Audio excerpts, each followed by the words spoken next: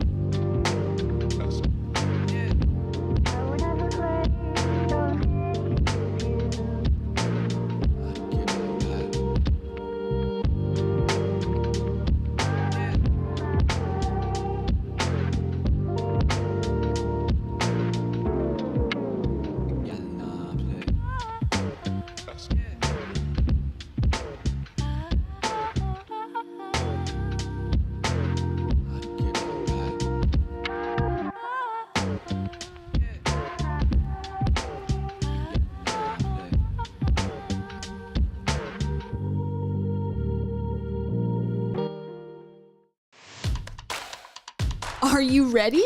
Clear, clear, clear. It's time for a live stream. You are privileged AF. It's important to remember that. It's okay to cry. And it's also common to experience deep belly laughs. Hi, I'm Kia. Why does this sound cold every second? If you like jokes about scams, spirituality, and toxic positivity, It's so quantum. This is actually legit. it's time to tune into. The mango frequency. Wait, what? So let's dive right in. Got my celery juice right here. I am not emotionally stable.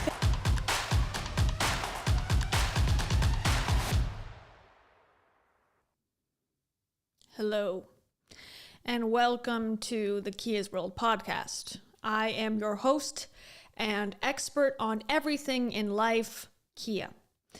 Today, we are going to be talking about a protocol that I do every single day called farting as I walk down the grocery store aisle. Now, some of you may not be familiar with this new tactic, but a bunch of new studies have just come out in Fart Inc.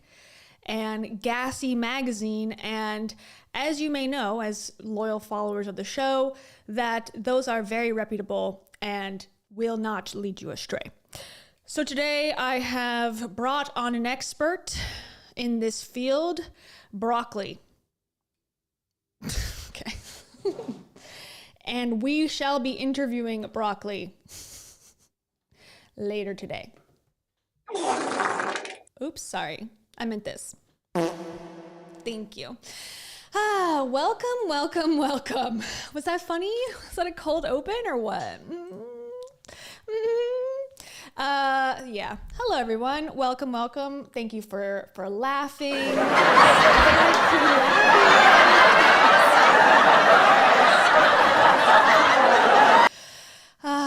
Love to hear it. Welcome. Okay, I'm in the Rach Talk studio. I need to fix this. I forgot. I forgot where I am. I forgot that we're not going to Hollisville anytime soon. Again, they were so boring. So boring. Okay, we're gonna go dark. Let's see. Actually, can I do that? No. We're just gonna stay here because it's too late, okay? It's too late to go, and I'm gonna be on green screen anyways for most of the time. So just pretend that this is the Huberman lab, okay? Pretend this is a pretend this is a studio 600 miles away from Stanford University, okay? Thank you for being here. Welcome. This is a fun trip. So, Andrew Huberman, okay? So that's who we're gonna be talking about today. He just had I guess you could call it an expose article come out about him in the New York Magazine. And it's interesting that right now all these exposés, if you want to call them that, are coming out against kind of these influencers in the wellness space. I would say Andrew Huberman is less into self-help, more into wellness, definitely more into the biohacking world than he is into spirituality and like manifesting millions of dollars for your, Monate business. But definitely to me veers into, from what I understand, and I'm not a loyal follower of his, I never have been. I tried to watch one of his videos during this stream about the influencer who was claiming to have a mastermind about curing your blindness. And I found it to be extremely hard to follow, extremely hard to listen to. Now, I'm no genius. I am not a Jay Shetty genius member, unfortunately, as much as I'd, love to be. So I'm a little of a lowbrow type of person in the sense of my knowledge on things. But the delivery to me was very dry. And the words were too big of words for me. I don't know what the heck you're talking about, dude. And it seems to be cold plunge, sauna, ashwagandha, and A1 athletic greens, which is problematic. So that's my take. That's where I'm coming from with this stream. And we're gonna read the article. I think that's important. It's behind a paywall, so I've paid for you guys, okay? So we can read this. You can hear my wonderful voice. I'm gonna cough all of my phlegm out before I start reading, and we'll kind of go through it. We'll listen to him. We'll talk about the points. Do I think the article, now I've watched a bunch of opinions about this article coming out, some in support of it, saying like, thank you, finally someone's kind of talking about this guy. Some people saying this is a hit piece, this is like ridiculous. Some people kind of in the middle. And I tend to be, I guess on this specific one, somewhere in the middle. My personal take on love and relationships in the public eye, I have a problem with it when you're selling it. If he was selling a relationship course, if he was selling a, protocol of something about like, if he wrote a book, like Jay Shetty wrote a book about 8 rules of love, then it's free game. If you have some like skeletons in your closet, then I have no problem with exploring that and knowing that. And I think it's relevant. When it comes to, you're talking about, taking supplements and whatnot, do I care that you have 6 girlfriends? To a point, a little point. I'm interested. Let me not even say. I'm interested in the information. However, I do find it to be like, yeah, maybe that was a little bit more than the general public needs to know. But I can go back and forth. So I'm torn. I'm not 100% like, yeah, on that point. And we'll get to that when I'm talking about. Basically, in this article, he has 6 consecutive girlfriends or concurrent girlfriends all at the same time. And one of them, allegedly was doing IVF with her to have a baby. I don't know. This gets messy. But I will say it does throw into question because he comes off as a guy who has it all together, who understands life on a higher level because of his schooling, because of his place in the world, because of his discipline, because of his protocols, his blueprints that you can buy online on his website, that he is somehow someone to listen to. Now, he does have credentials, but I think he also veers into a lot of things he doesn't have credentials for, like we'll go into the whole background of who he is, but his dad was a Stanford professor who was like very, very successful, very, very smart. So it seems, worked out of all these universities all across the world.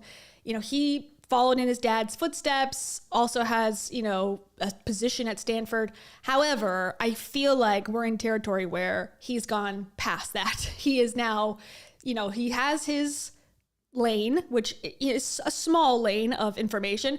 And now he's just, I can ask me anything. Q&A, baby, ask me anything. And I'll tell you the answer based on the science. And the accusations are, about him that he has made studies seem better than they are.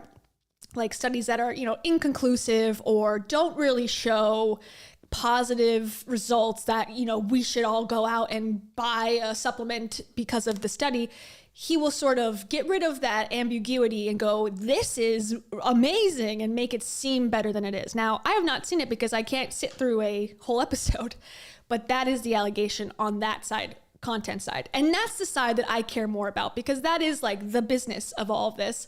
And someone said, I watched a critique video, and someone said that the article sounds like the audience has no agency. And I found that to be interesting, because I wonder if I do that too sometimes, where when I make a complaint about somebody, or I, critique somebody, that I'm saying, how dare you lie, and all those things which I believe in. But also, we need to realize as people, we do have agency, and to better understand the signs of someone lying or not telling the truth, or taking that extra second to look it up and see if this person is legitimate or not.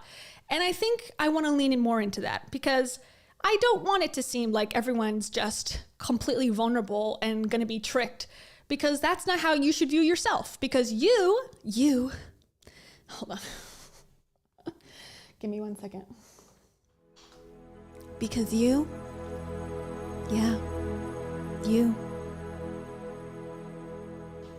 the one I'm looking at directly in the eyes, you are not incapable of turning off a podcast. When somebody says something outrageously wrong, or makes a claim that they can't back up, or you read an article where it's exposed that they have 6 girlfriends and that they can never keep an appointment for the life of them, or that apparently he yells at his girlfriend, or many other the accusations we're going to talk about in just 1 second. Just remember that, okay? And as you take one more deep breath in, just know that you may not be Andrew Huberman, but you are my favorite human. You.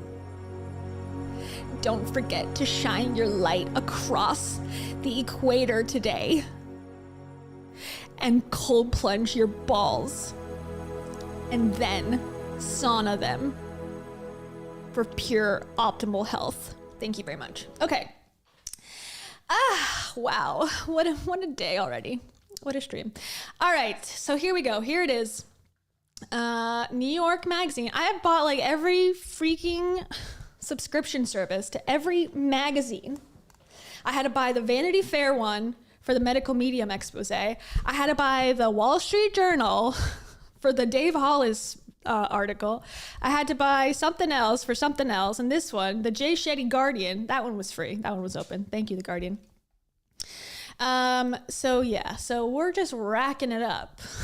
I'm going to go on Financial Audit. It's going to be like, why do you have 75 news outlets? I got to read the articles. I got to know what these people have done. And here we are.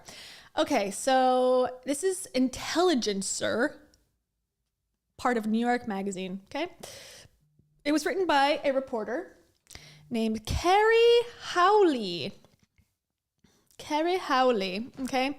And she wrote a book before, and she's done a bunch of articles about other people. Here we go.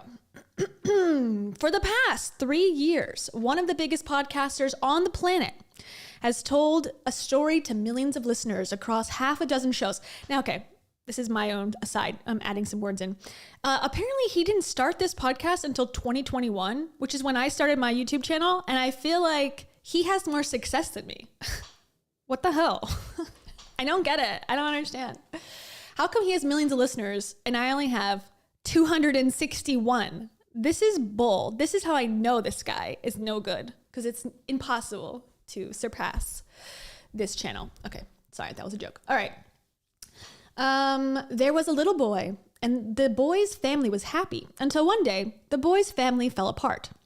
The boy was sent away. He foundered. He found therapy. He found science. He found exercise, and he became strong. Okay, that little boy was me. No, that little boy was Andrew Huberman. Today, Andrew Huberman is a stiff, jacked, that's true, 48-year-old associate professor of neurology and ophthalmology at the Stanford University School of Medicine. So he is jacked, and we're going to watch a video where he's going up a mountain with a giant weight on his shoulder, and you can see the jackedness and the tattoos and stuff. He is given, I don't know what that means. He is given to delivering 3-hour lectures on subjects such as the health of our dopaminergic neurons. So that's a word I don't know. His podcast is revelatory largely because it does not condescend, which has not been the way of public health information in our time. He does not give the impression of someone, oh wait, you know what? So sorry. Hold on, everybody. As I'm reading this, I forgot to say thank you so much to Beach Rando. Thank you, Beach Rando. I totally ignored you and I'm so sorry. Apologies. Beach Rando, thank you. Beach Rando says, mostly he specializes in chasing tail. Well, you just know, you've read up on your Andrew Huberman. Never drink fluids while you're eating food. That's for you. And also, I just know that worms are going to come out of me. I just know it. Thank you so much, Beach Rando. Okay. So he does not condescend. Okay. He does not give the impression of someone diluting science to universally applicable sound bites for the slobbering masses. I wish he would, though, because I don't understand otherwise. Quote, dopamine is vomited out into the synapse, or it's released volumetrically, but then it has to bind someplace and trigger those G protein coupled receptors. And caffeine increases the density of those G protein coupled receptors. Okay, see, that's exactly how it sounds in my brain. Like, I don't know what that means. Well, how do I take that information and implement it? I don't understand. But that's a quote from one of his podcasts. That's how he explains the effect of coffee before exercise in a 2-hour and 16-minute deep dive that has, as of this writing, nearly 8.9 million views on YouTube. Okay. So you're telling me 8.9 million people understood that? All right, sure. Millions of people feel compelled to hear him draw distinctions between neuromodulators and classical neurotransmitters. Many of those people will then adopt an associated protocol. They will follow his elaborate morning routine. They will model the most basic functions of human life, sleeping, eating, seeing, on his sober advice. They will tell their friends to do the same. Quote, he's not like other bro podcasters. Okay. They will say, and they will be correct. He is a tenured Stanford professor associated with a Stanford lab. He knows the difference between a neuromodulator and a neurotransmitter. Okay, that is true. And also, this kind of reminds me of Dr. Amen from Amen Clinics, the brain scan doctor. He's a psychiatrist. So I'm not trying to downplay the actual schooling, and I appreciate the schooling. Like, thank you for going to school and learning actual information and not just being like, I manifested this from Lemuria. I manifested this as a starseed, and here's my information about what you should do with your health. I do appreciate it. However, you still need to stay in your lane, and just because you have a degree does not mean that you are now an expert in everything. And just because you have a degree does not mean that your process, now I'm thinking about Dr. Amen, can live up to the hype that you've put into it. But I do think that on the pyramid scheme of all these people, if you have a degree in some sort of science, I do find it to be more better. I find it to be more better. Okay. All right, now here we go into the, not problematic, but the interesting stuff. He is just back from a sold-out tour in Australia where he filled the Sydney Opera House. What are you going to in a live event with Andrew Huberman? Like, what are you going to see? What's he going to talk about? Like eye health? What entertainment value does this have? I'm so confused. Someone tell me. Stanford at one point hung signs, authorized personnel only, apparently to deter fans in search of the lab. With this power comes the power to lift other scientists out of their narrow silos and turn them, too, into celebrities. But these scientists will not be Huberman, whose personal appeal is distinct.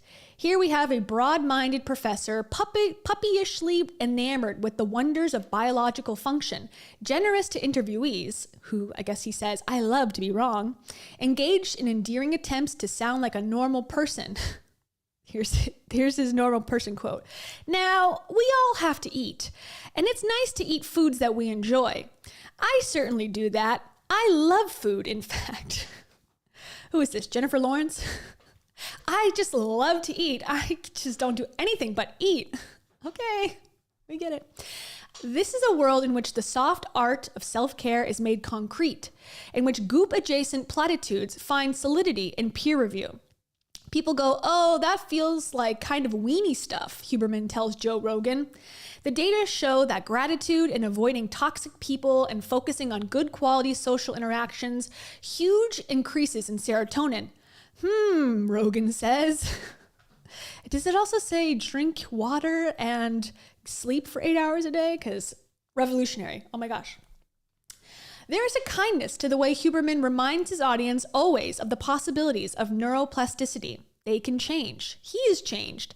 As an adolescent, he says, he endured the difficult divorce of his parents, a Stanford professor who worked in the tech industry, and a children's book author. So that's his mom's a children's book author. The period after the separation was, he says, one of pure neglect. His father was gone, his mother totally checked out.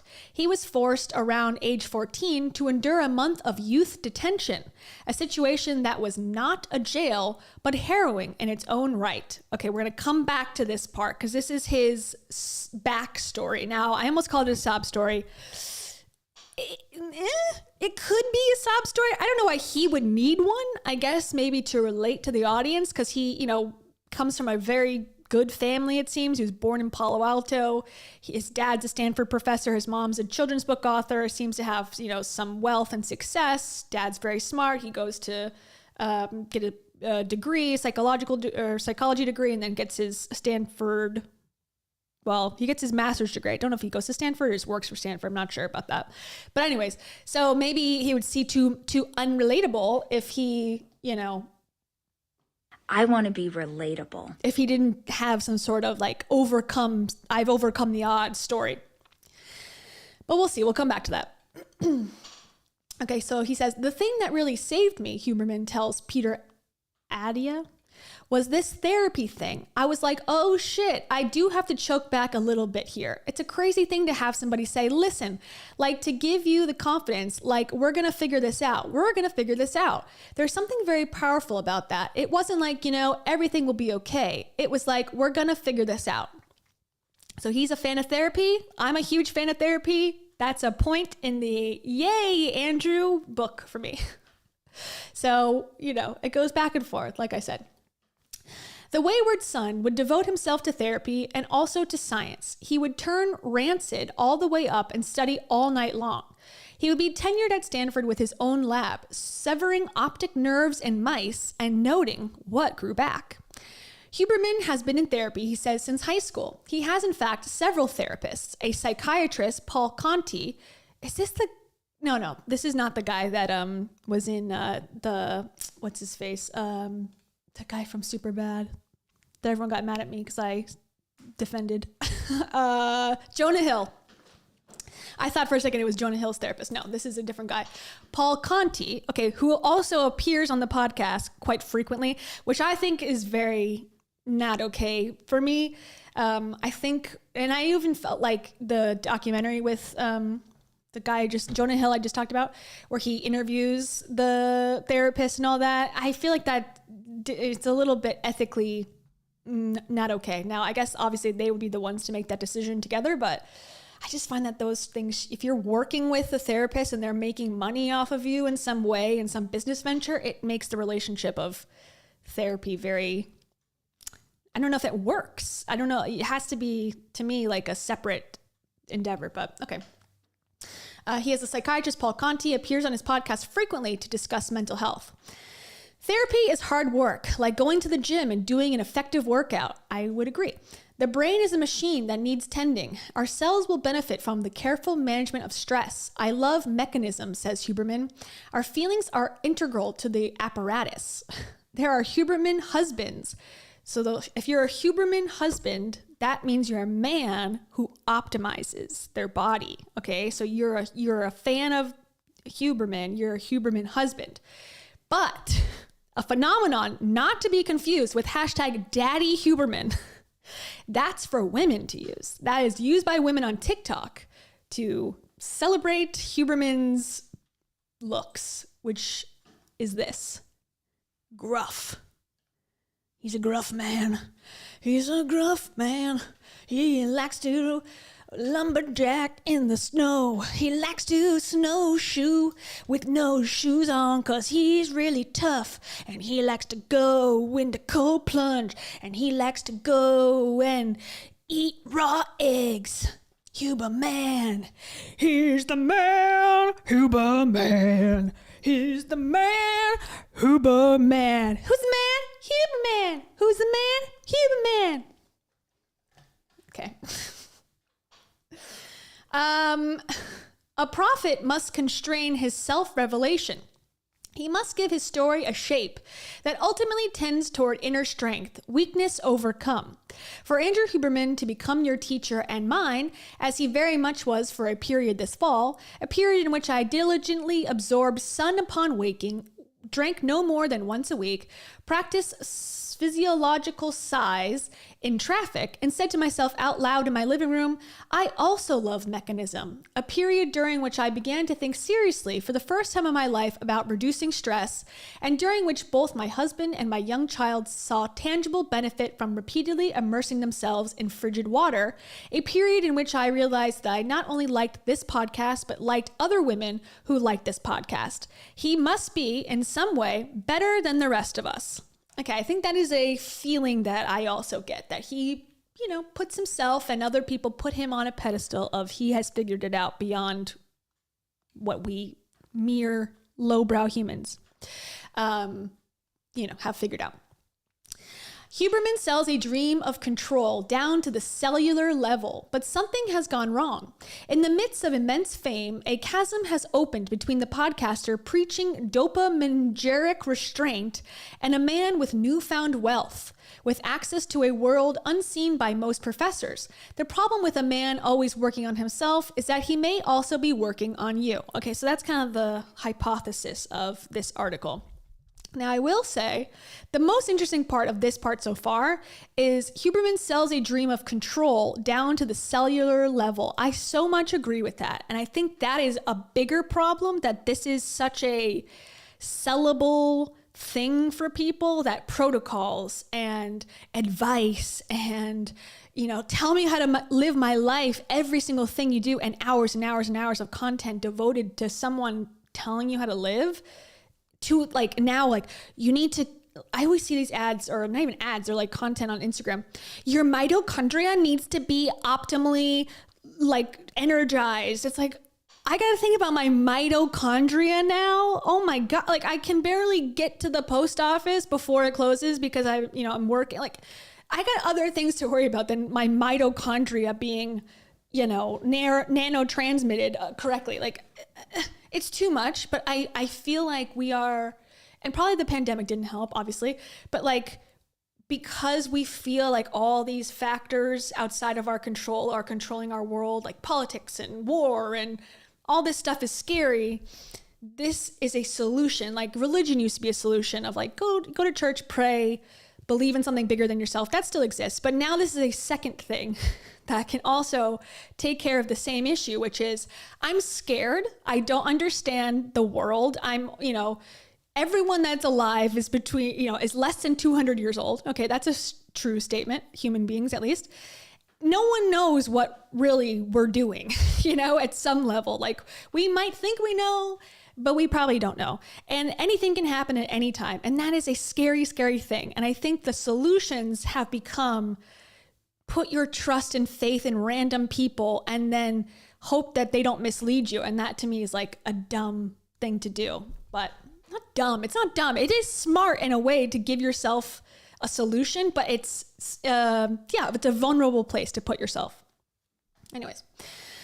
Okay, some of Andrew's earliest Instagram posts are of his lab. We see smiling undergraduates slicing, staining, and prepping brains, and a wall of framed science publications in which Huberman authored papers. Nature, Cell Reports, the Journal of Neuroscience. Okay, so on his website, I went on, because so I'll show you actually. We can just take a little second break. So here's his, Huberman lab.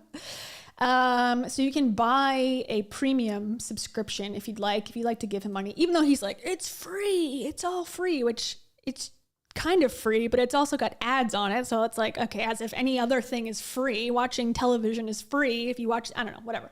So you can also buy a premium subscription, but they talk about his, work. So read the full disclosure. So I spent some time doing this. So it's like, it's not medical advice, talk to your doctor, blah, blah, blah. There are affiliate links that he gets paid for.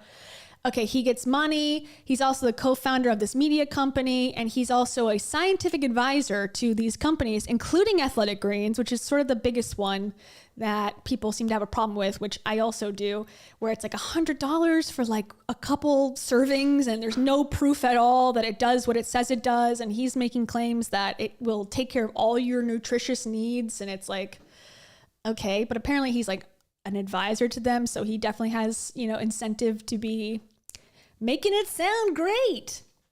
But I want to see about him. Where did I find that? Because it showed what his studies were. I guess I can just tell you. I'll find it. He did a study with a bunch of other people about how the length of your fingers, okay, can determine your sexuality. And I was like, oh, has he talked about this? Because apparently if you have like shorter fingers or something, that you are more likely statistically to be LGBTQ. I don't know. I was like, wow, that sounds like an interesting study, but a controversial one, to be fair. So I just thought that was interesting. I'll have to find it, but it's somewhere on this website. Because I was clicking through it, and some of them I'm like, well, I don't even know what these words are. And then I saw that one. I was like, I know what that means. Anyways, okay, let me take a sip of water for a second. Hold on. Thank you for being with me. Anyways. Okay. So in 2019, under the handle Huberman Lab, Andrew began posting straightforward educational videos in which he talks directly into the camera about subjects such as the organizational logic of the brain stem. Sometimes he would talk over a simple anatomical sketch on lined paper. The impression was, as it is now, of a fast-talking teacher in conversation with an intelligent student. The videos amassed a fan base, and Andrew was, in 2020, invited on some of the biggest podcasts in the world.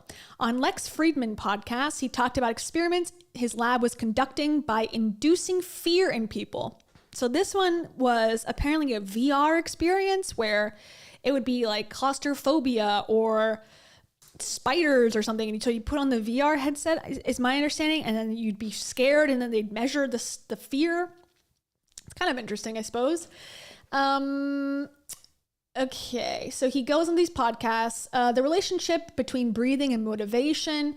On the Joe Rogan Experience, experiments his labs were conducting on mice. So that's kind of a big one, I think, is going on Joe Rogan kind of propels you into a bigger celebrity, at least in that field.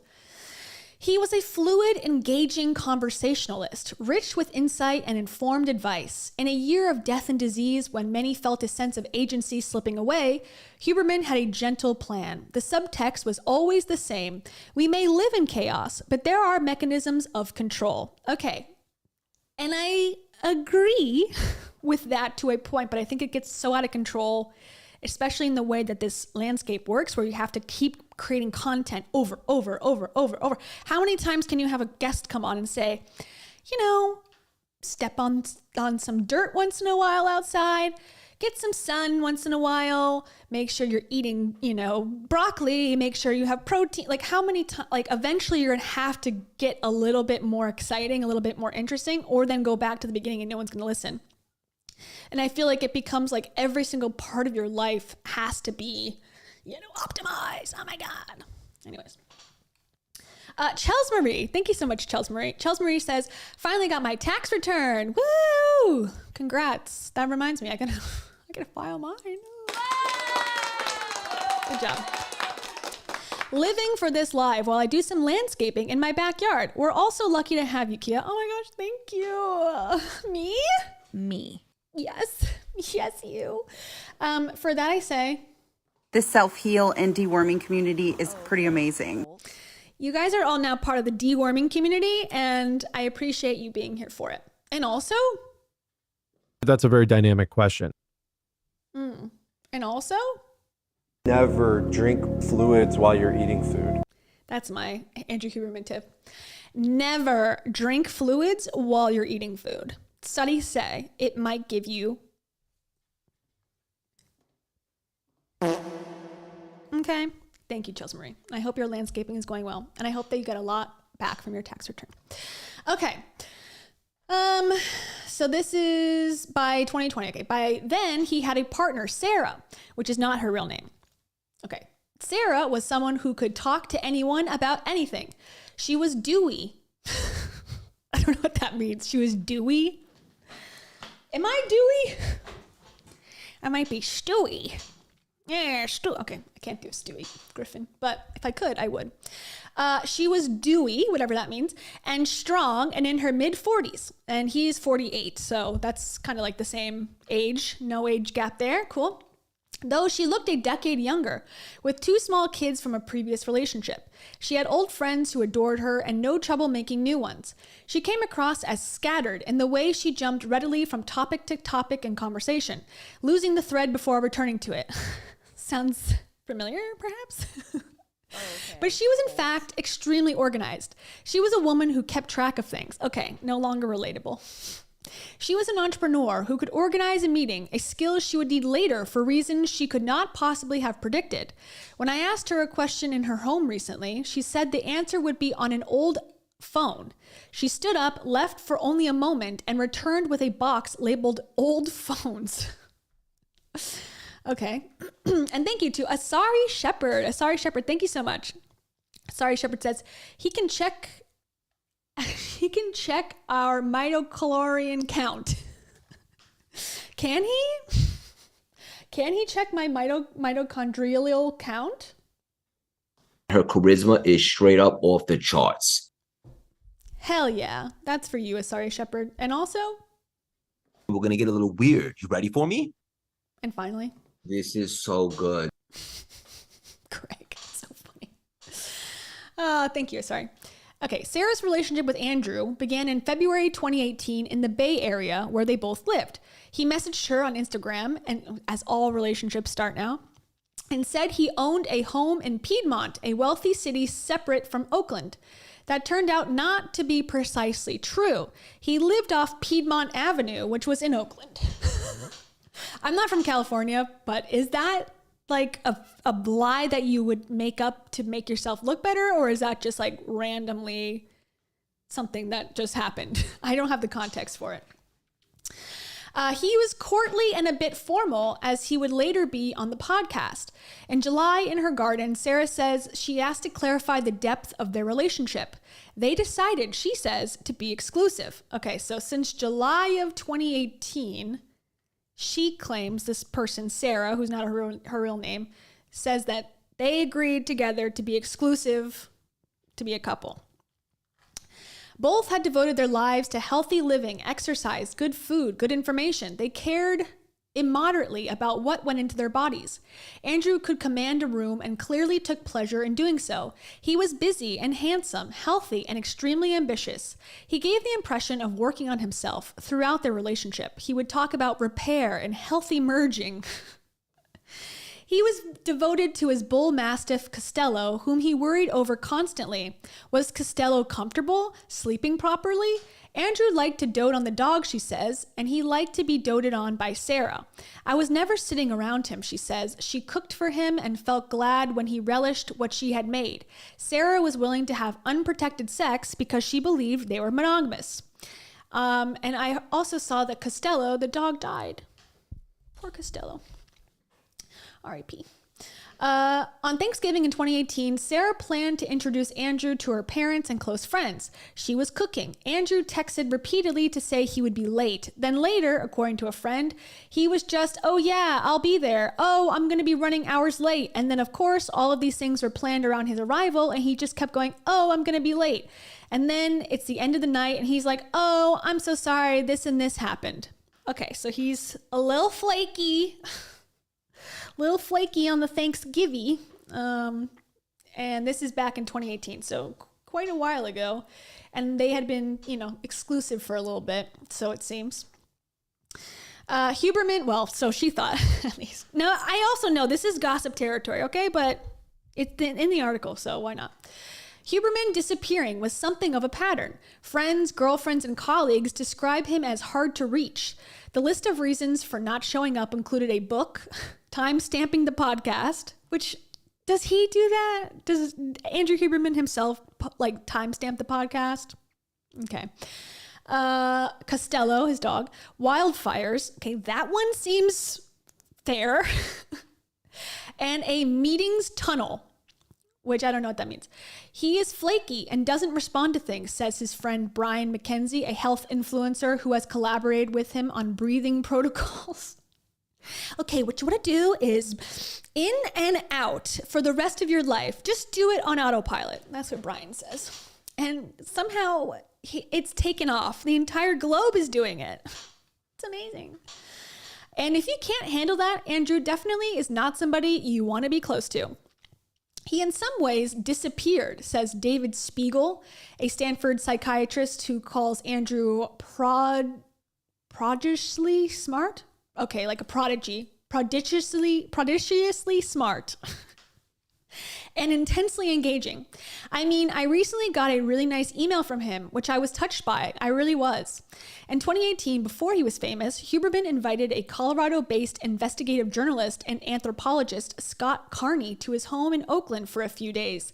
The two would go camping and discuss their mutual interest in actionable science. It had been Huberman, a fan of Carney's book, What Doesn't Kill Us, who initially reached out, and the two became friendly over phone and email. Huberman confirmed Carney's list of camping gear, sleeping bag, bug spray, boots. When Carney got there, the two did not go camping. Huberman simply disappeared for most of a day and a half, while Carney stayed home with Costello. So home with the dog. You have this friend. It's like me calling Camellia and saying, hey, let's go. Come fly over here to Florida. And we're going to go to Disney World. And then her coming here and like, I'll be right back. Like being gone for a day and a half. It's bizarre. I don't know if it's a crime here, but it's bizarre for sure. Okay, so he disappeared and he left the dude with the dog. He puttered around Huberman's place, buying a juice, walking through the neighborhood, waiting for him to return. It was extremely weird, says Carney. Huberman texted from elsewhere saying he was busy working on a grant. Okay, interesting excuse. A spokesperson for Huberman says he clearly communicated to Carney that he went to work. Eventually, instead of camping, the two went on a few short hikes. Even when physically present, Huberman can be hard to track. I don't have total fidelity to who Andrew is, says his friend Patrick Doucette. There's always a little unknown there. He describes Andrew... Oh, wait, Patrick Doucette. Who is... Okay, this sounds familiar. Wait, hold on. Let me just look this up real quick. Is this the same guy? Okay, all right. So funny that this guy made this article. Okay? Do you remember? So this is a small world story and just... I don't know, just tells you how little actual people... Like how small the self-help world is, the wellness world. So remember the guy... I just did an Instagram about it, like... today, about the guy with the giant hat. It came on the live stream like last week, I believe. And it just was random. It was about this guy who, here it is. It was just about the financial audit of this guy who is into astrology. And he mentioned on the podcast that he went to this thing called the Hoffman Institute. So I looked up the Hoffman Institute, and then this interview came up with this guy with this big hat. And I was like, this hat is huge. Who is this guy? So random.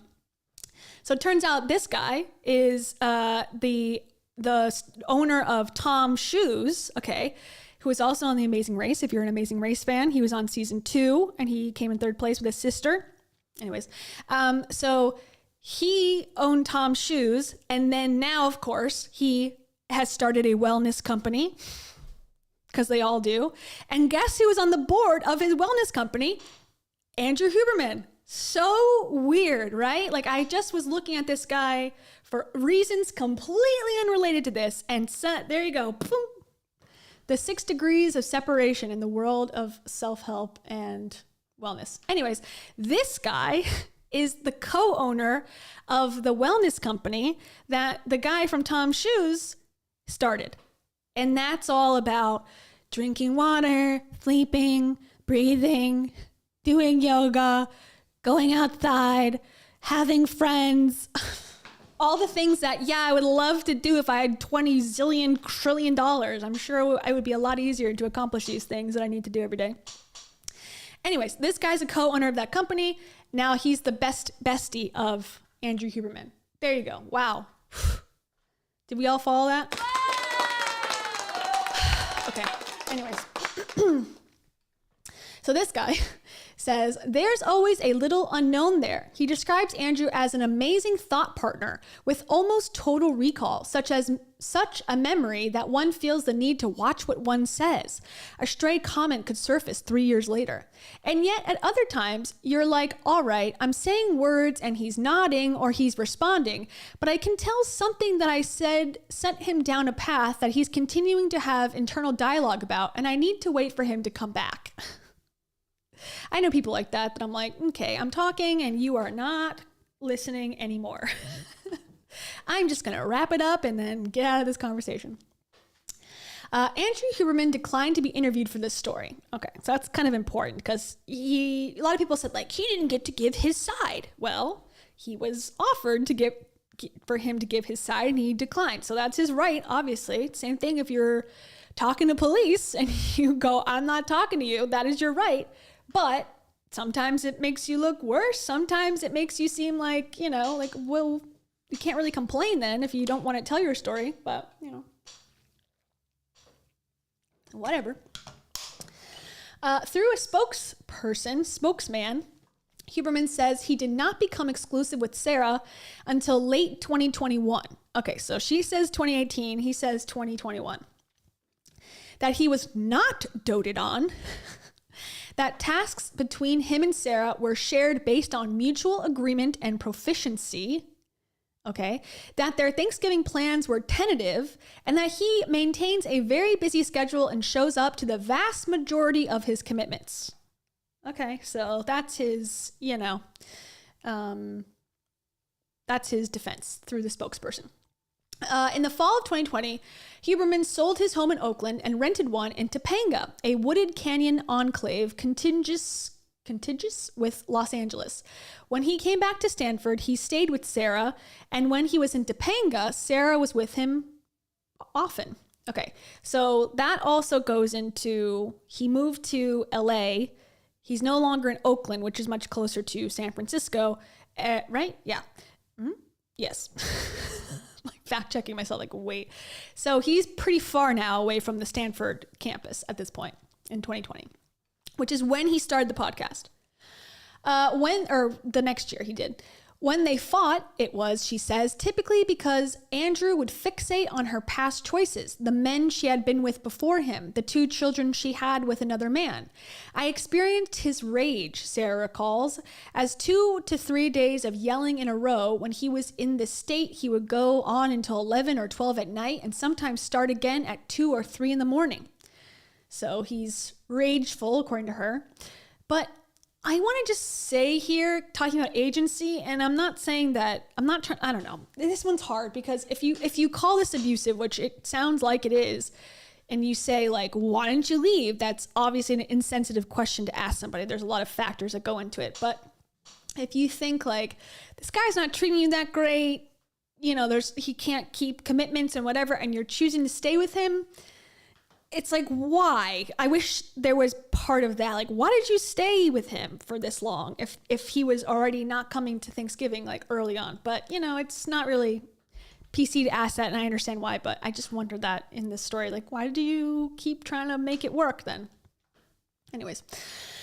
The relationship struck Sarah's friends as odd. At one point, Sarah said, "I just want to be with my kids and cook for my man." I was like, who says that? Says a close friend. I mean, I've known her for 30 years. She's a powerful, decisive, strong woman. We grew up in this very feminist community. That's not a thing either of us would ever say. Another friend found him stressful to be around. "I try to be open-minded," she said of the relationship. "I don't want to be the most negative, non-supportive friend just because of my personal observations and disgust over somebody." When they were together, he was buzzing, anxious. He's like, "Oh my God, my dog needs his blanket this way." And I'm like, "Your dog is just laying there super cozy. Why are you being weird about the blanket?" Sarah was not the only person who experienced the extent of Andrew's anger. In 2019, Carney sent Huberman materials from his then forthcoming book, The Wedge, in which Huberman appears. He asked Huberman to confirm the parts in which he was mentioned. For months, Huberman did not respond. Carney sent a follow-up email. This is the guy that got dumped or ditched at the camping trip. So this guy's also hanging on. It's like, find a different neuroscientist, I don't know, to hang out with. Huberman did not respond. Carney sent a follow-up email. If Huberman did not respond, he would assume everything was accurate. In 2020, after months of saying he was too busy to review the materials, Huberman called him and Carney says came at him in a rage. "I've never had a source I thought was friendly go bananas." Screaming, Huberman threatened to sue and accuse Carney of violating Navy OPSEC. I don't know what that is either. Should I know? It had become, by then, one of the most perplexing relationships of Carney's life. That year, Carney agreed to Huberman's invitation to swim with sharks on an island off Mexico. Okay, you get ditched once, shame on you. Shame on them. You get ditched twice on vacation, shame on you. You can't shame, you can't mess with me twice, says George W. Bush. Okay, you know what I'm saying. Anyways, first, Carney would have to spend a month of his summer getting certified in Denver. He did, at considerable expense. Huberman then canceled the trip a day before they were set to leave. "I think Andrew likes building up people's expectations," says Carney, "and then he actually enjoys the opportunity to pull the rug out from under you." Then like the next paragraph. "So then he invited me to Paris, and I said, okay, I have to learn French before I can go?" "Oui," Andrew said, and then the second before they landed at the Eiffel Tower, Andrew said, "I gotta go." And then he was ditched again. Damn it. I mean, there's definitely a pattern here. Like, come on, guys. Pick up on it so you can, find better people in your life. But okay, it is interesting. In January 2021, Huberman launched his own podcast. So that's exactly when I started my podcast. Or my YouTube channel, the one that you're on right now, this moment, actually, if you can believe it. So he launched his podcast. Its reputation would be directly tied to his role as teacher and scientist. I'd like to emphasize that this podcast, he would say in every episode, with his particular combination of formality and discursiveness, is separate from my teaching and research roles at Stanford. It is, however, part of my desire and effort to bring zero cost to consumer information about science and science-related tools to the general public. Okay, fair enough. I remember feeling quite lonely and making some efforts to repair that, Huberman would say on an episode in 2024. Loneliness, his interviewee said, is a need state. Okay, thank you for that. Loneliness is a state of being. My God. In 2021, the country was in the later stages of a need state, bored, alone, powerless. Huberman offered not only hours of educative listening, but a plan to structure your day, a plan for waking, for eating, for exercising, for sleep. At a time when life had shifted to screens, he brought people back to their corporeal selves. He advised a physiological sigh, 2 short breaths in and a long one out to reduce stress. Oh, I'm chilling now. He pulled countless people from their laptops and put them in rhythm with the sun. Thank you for all you do to better humanity, read comments on YouTube. You may have just saved my life, man. I always read comments like that and I'm like, are you guys okay? Like, I don't know, but I guess it is real, I suppose. But I'm just like, this seems extreme that you're having this response, but hey, what do I know? If Andrew were science teacher for everyone in the world, no one would have missed even a single class. Because he's hot. Asked by Time magazine, I'm assuming, last year of his definition of fun, Huberman said, I learn and I like to exercise. Learn. I like winning more than I like sitting on the beach. Mm-hmm. Among his most famous episodes is one in which he declares moderate drinking decidedly unhealthy.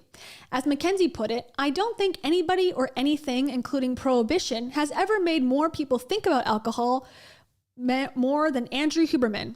And that, I think, is fine too. I think that's fairly good advice. Like, you know, the studies show that alcohol, even a small amount, is bad for you. Okay. While he claims repeatedly that he doesn't want to demonize alcohol, he fails to mask his obvious disapproval of anyone who consumes alcohol in any quantity. He follows a time-restricted eating schedule. He discusses constraint even in joy because a dopamine spike is invariably followed by a drop below baseline. He explains how even a small pleasure like a cup of coffee before every workout reduces the capacity to release dopamine. So instead of choosing joy, choose baseline functioning. That's a good catchphrase. I like it. Huberman frequently refers to the importance of social contact. I tend to agree. And peace, contentment, and delight, always mentioned as a triad.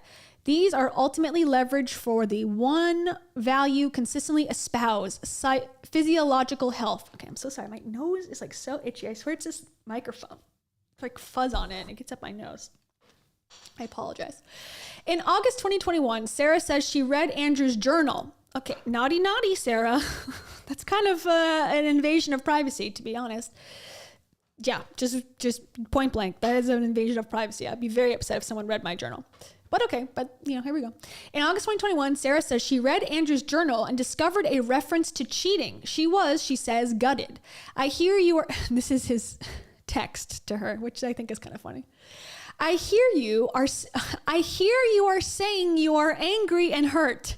Can you imagine your girlfriend's like, are you cheating on me? I read your journal. He says you're cheating on me. I hear you are saying you are angry and hurt. Yeah. How'd you hear it? I will hear you as much as okay, this is such a weird phrase. I can't even read it. I will hear you as much as long as needed for us. Huh? Okay. Like, leave him. I don't know. That's a very weird response. And then it goes to another paragraph where it's like, wait, what? You didn't break up at this point? Okay.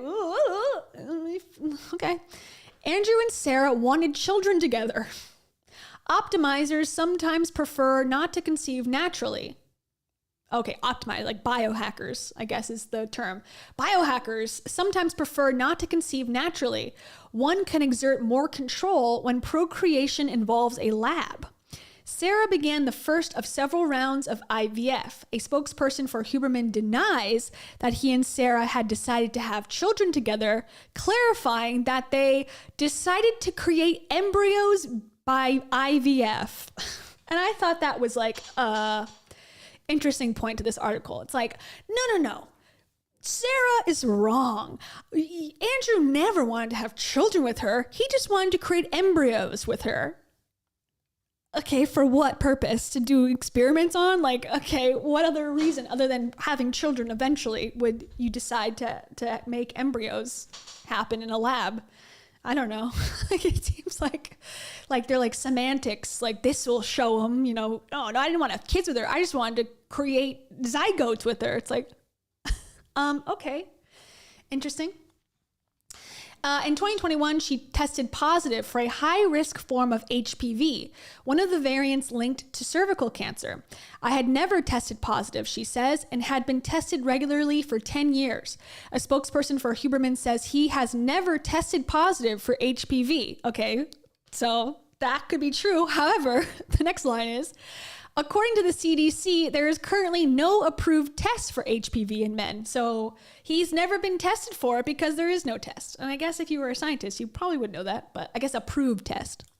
So maybe he took the unapproved test. When she brought it up, she says, he told her you could contract HPV from many things. I'd be remiss if I didn't ask about truth-telling and deception, Andrew told evolutionary psychologist David Buss on a November 2021 episode of Huberman Lab called How Humans Select and Keep Romantic Partners in Short and Long Term. They were talking about regularities across cultures and mate preferences. Could you tell us, Andrew asked, about how men and women leverage deception versus truth-telling and communicating some of the things around mate choice selection? What a way to ask. Like, tell me the difference between men and women, how they lie in order to be attractive to the opposite sex. It seems like, I think that's what he's asking. It seems like a very weird way to ask that.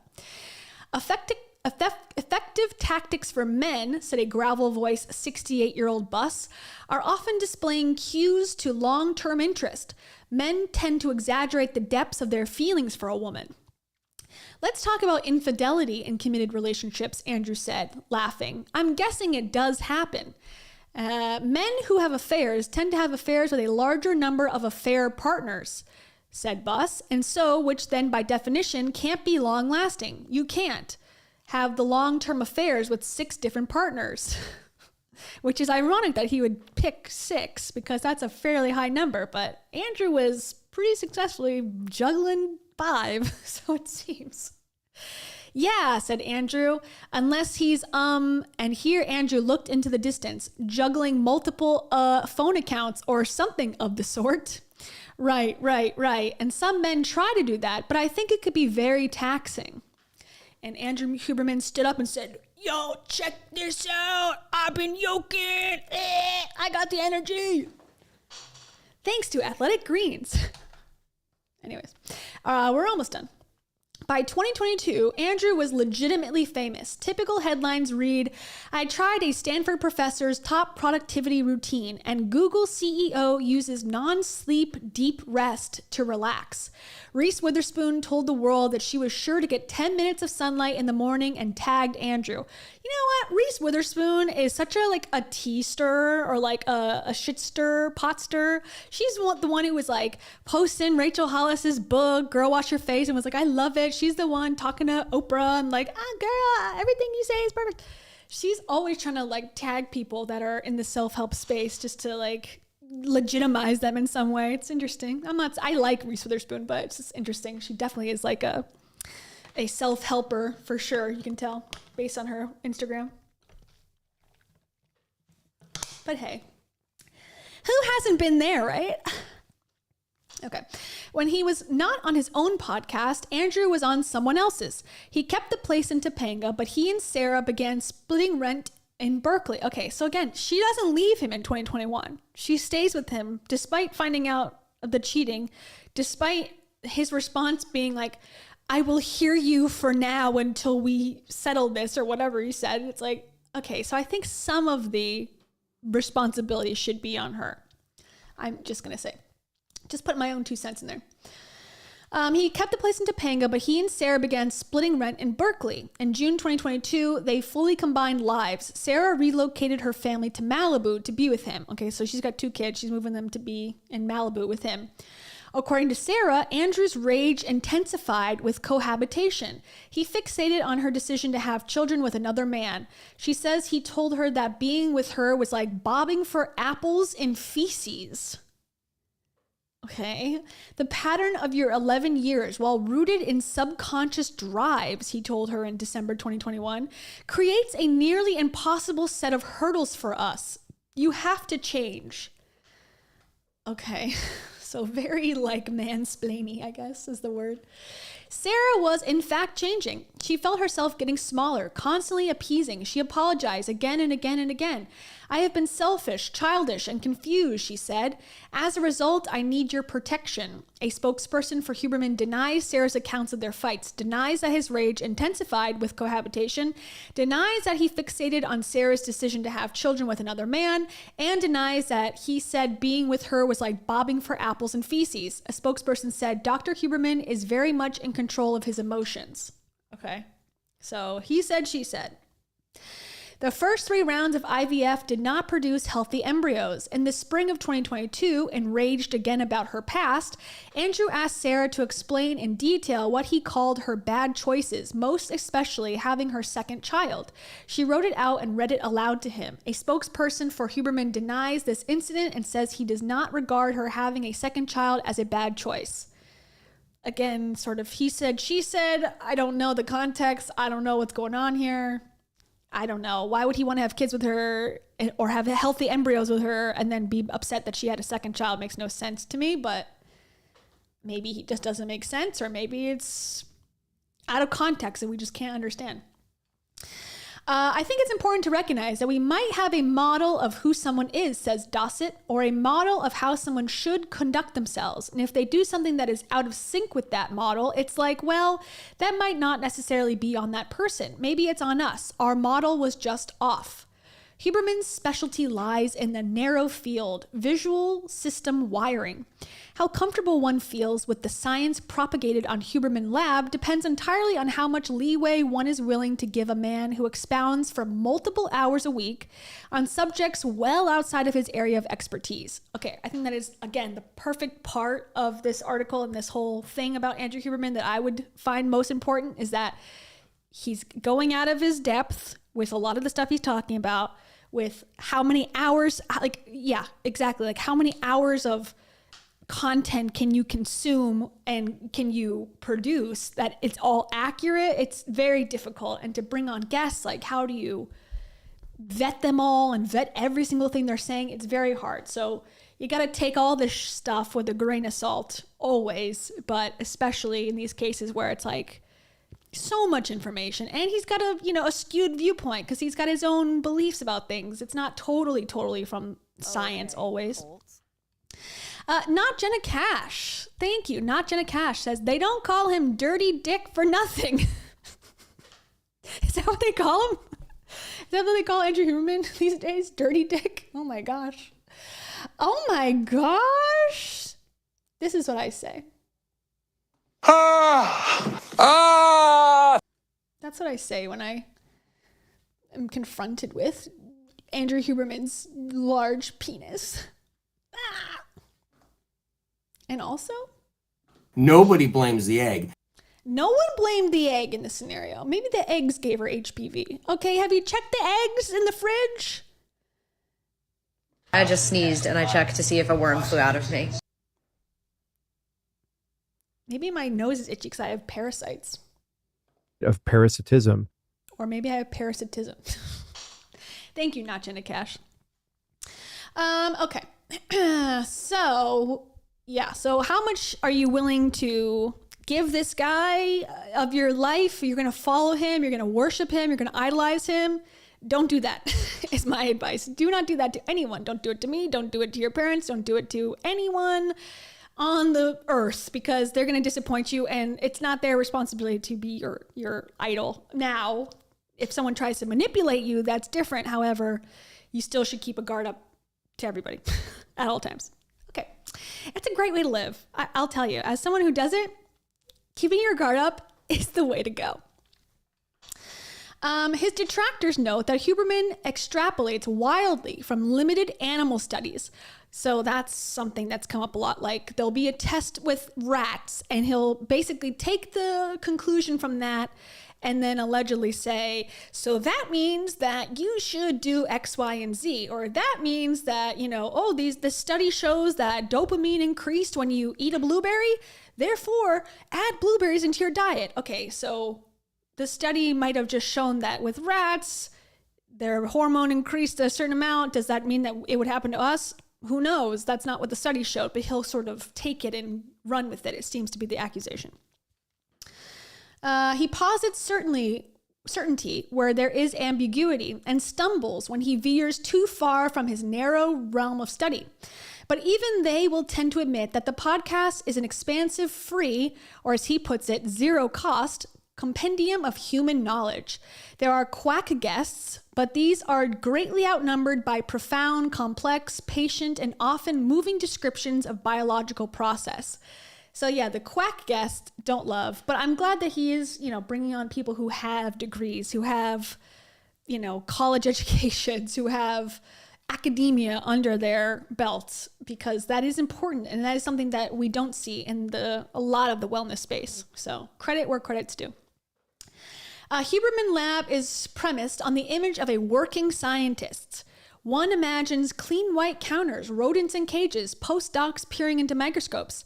As scientists, Huberman says frequently, he speaks often too of the importance of mentorship. He loves reading teacher evaluations. On the web, one can visit the lab and even donate. I have never met a Huberman listener who doubted the existence of such a place, and this appears to be by design. In a glowing 2023 profile in Stanford Magazine, we learn everything he does is inspired by this love, but do not learn that Huberman lives 350 miles and a 6-hour drive from Stanford University, making it difficult to drop into the lab. Compounding the issue is the fact that the lab, according to knowledgeable sources, barely exists. Okay, I care about this because I feel like the way that you present yourself is important.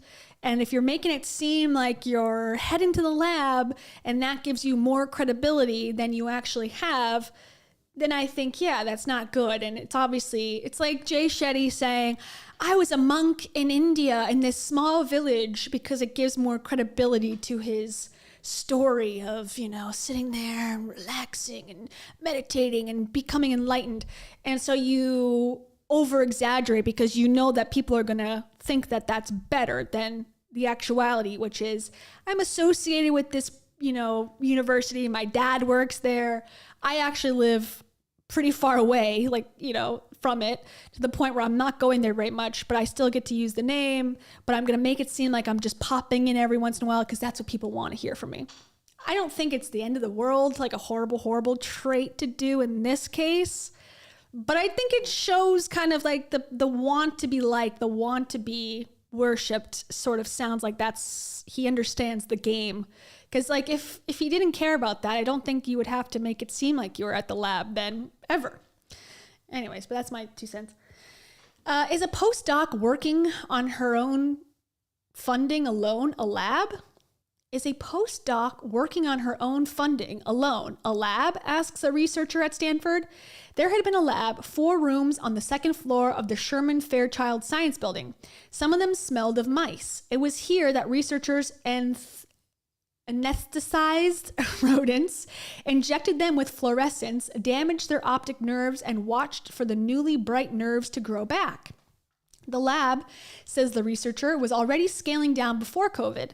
It was emptying out, postdocs apparently unsupervised, $250,000 laser scanning microscopes gathering dust. Once the researcher saw someone come in and reclaim a $3,500 rocker, a machine for mixing solutions. Shortly before publication, a spokesperson for Stanford said Dr. Huberman's lab at Stanford is operational and is in the process of moving from the Department of Neurobiology to the Department of Ophthalmology. And a spokesperson for Huberman says the equipment in Dr. Huberman's lab remained in use until the last postdoc moved to a faculty position.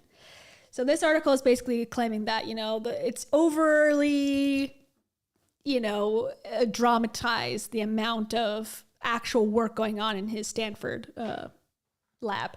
But I don't know. Yes, I think it's important. I think it's relevant to this article, but do I think that's the worst thing in the world? No. On every episode of his Zero Cost podcast, Huberman gives a lengthy endorsement of, now this is the one that pisses me off, honestly, gives a lengthy endorsement of a powder formerly known as Athletic Greens and now is AG1. It is one thing to hear athletic greens promoted by Joe Rogan. It is perhaps another to hear someone who sells himself as a Stanford University scientist just back from the lab proclaim that this $79 a month powder covers all of your foundational nutritional needs. In an industry not noted for its integrity, AG1 is, according to writer and professional debunker Derek Barris from Conspirituality Podcast, one of the most egregious players in the space. Here we have a powder that contains, according to its own marketing, 75 active ingredients, far more than the typical supplement, which would seem like a selling point, but for the inconveniences of mass. As performance nutritionist Adam McDonald points out, the vast number of ingredients indicates that each ingredient, which may or may not promote good health in a certain dose, is likely included in minuscule amounts. Though consumers are left to do the math themselves, the company keeps many of the numbers proprietary. We can be almost guaranteed that literally every supplement or ingredient within this proprietary blend is underdosed, explains McDonald. The numbers, he says, don't appear to add up to anything research has shown to be meaningful in terms of human health outcomes. And as a scientist, Dr. Huberman would understand that. Now, he's choosing to still promote it for money on his podcast. Some people say, get that bag, sis, who cares? Some people say, well, you're using your credentials and your schooling and your pedigree as a scientist as your selling point as to why people are watching. People will take your opinion higher. Why are you allowing this brand that you are a scientific advisor on to, sort of seems get away with this inconclusive promise at the very least? I don't like that. And it's like, do you have to be a millionaire?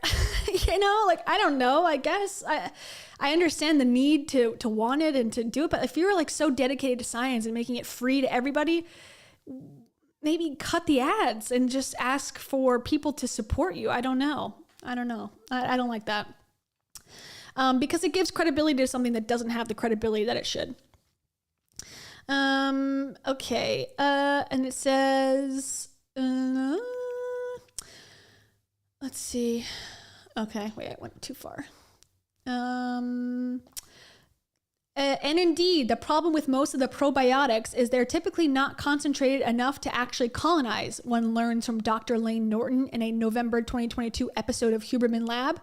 AG1 argues that probiotics are effective and that the 75 ingredients are included not only for their individual benefit, but for the synergy between them, how ingredients interact in complex ways, and how combinations can lead to additive effects. That's the good news about podcasts, Huberman said when Wendy Zuckerman of Science Verse pointed out that her podcast would never make recommendations based on such tenuous research. People can choose which podcast they want to listen to. Okay. So I guess she's saying, like, if you don't want to listen to my AG1 Athletic Greens ad, then just turn it off and listen to someone else. Whenever Sarah had suspicions about Andrew's interactions with another woman, he had a particular way of talking about the woman in question. She says he said the women were stalkers, alcoholics, and compulsive liars. So typical. Everyone who's like, my ex is crazy, it's always like, yeah, I'm sure it's your ex and you had nothing to do with it. That's like a typical trope in dating and life. So he says, if someone's like, these other women I see in your phone, liar, alcoholic, compulsive stalkers, all of them. He told her that one woman tore out her hair with chunks of flesh attached to it. Same. He told her a story about a woman who fabricated a story about a dead baby to entrap him. A spokesperson for Huberman denies the account of the denigration of women and the dead baby story and says the hair story was taken out of context. Most of the time, Sarah believed him. The women probably were crazy. He was a celebrity. He had to be careful. It was in August 2022 that Sarah noticed she and Andrew could not go out without being thronged by people. On a camping trip in Washington State that same month, Sarah brought syringes and a cooler with ice packs. Every day of the trip, he injected the drugs meant to stimulate fertility into her stomach. This was round 4. Later that month, Sarah says she grabbed Andrew's phone when he had left it in the bathroom, checked his text. Okay, Sarah, invasion of privacy. Don't love this. I mean, I guess it led her to find out for the second time. Why didn't you leave the first time? But okay, we're checking his phone again because we don't trust him. But all right, here we go. Checked his texts and found conversations with someone we will call Eve. Some of them took place during the camping trip they had just taken. So obviously, this is not good behavior, but I also feel like, I don't know, she must have suspected something because she's looking at his stuff again. Quote, your feelings matter, he told Eve on a day when he had injected his girlfriend with HCG. I'm actually very much a caretaker. And later, I'm back on grid tomorrow and would love to see you this weekend. Caught having an affair, Andrew was apologetic. This is his apology. Ready? The landscape has been incredibly hard. I let the stress get to me. I defaulted to self-safety. I've also sat with the hardest of feelings. I hear your insights, he said, and honestly, I appreciate them.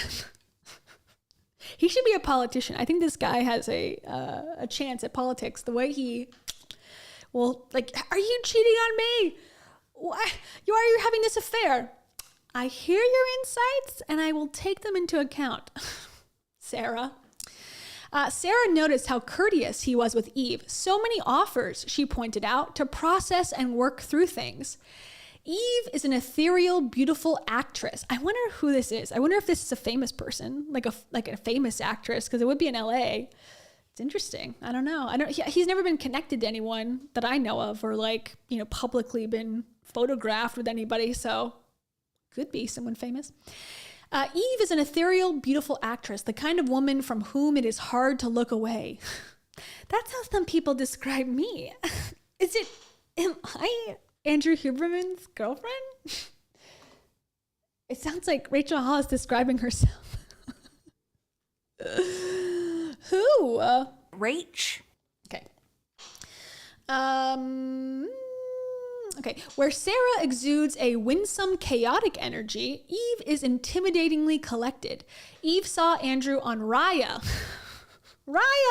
Oh my gosh. In 2020. That could have been Rachel Hollis's boyfriend, Andrew Huberman. Speaking of.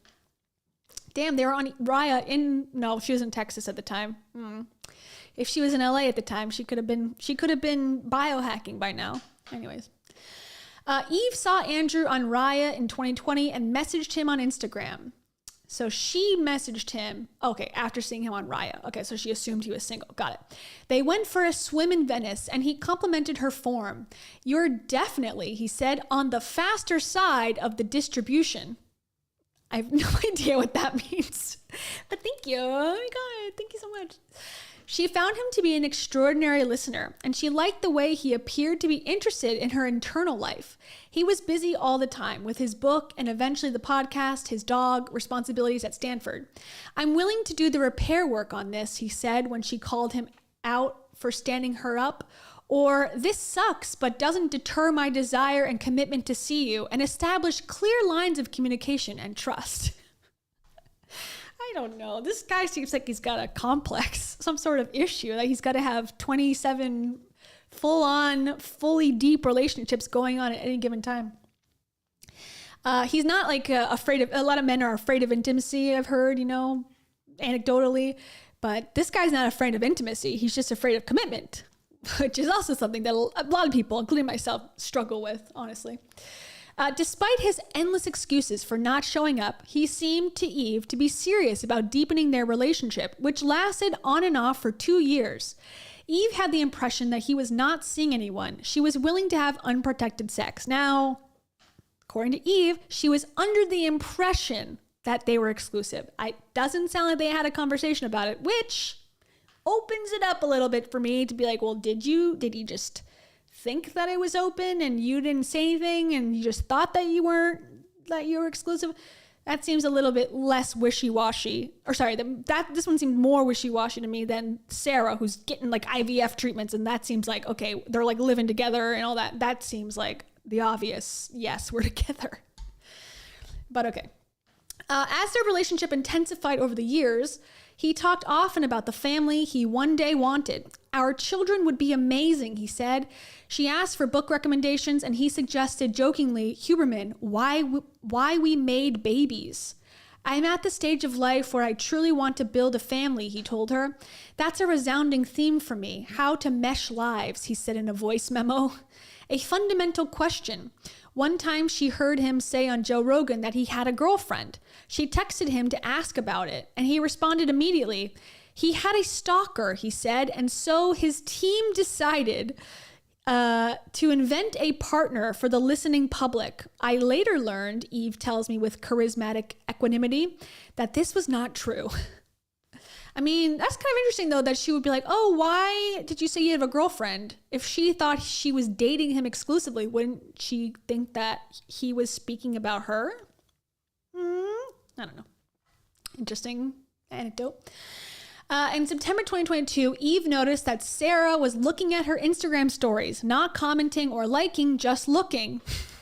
This is also common in young women's lives, to know who is looking at their stories, and knowing like if someone with an unidentified profile pops up, that it's some sort of girl connected to their mans from the past or present.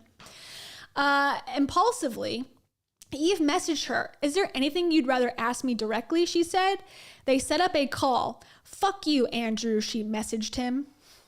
Sarah moved out in August 2023, but says she remained in a committed relationship with Huberman. Why? Sarah, why? Please explain. I wish there was more depth into what the hell you're thinking here. What's going on? Why? So she moved out, but remained in a committed relationship, but not on his side. Okay, a spokesperson for Huberman says they were separated. Okay, I don't know who to believe. Either way, I feel like she should have been done with this by now, but all right.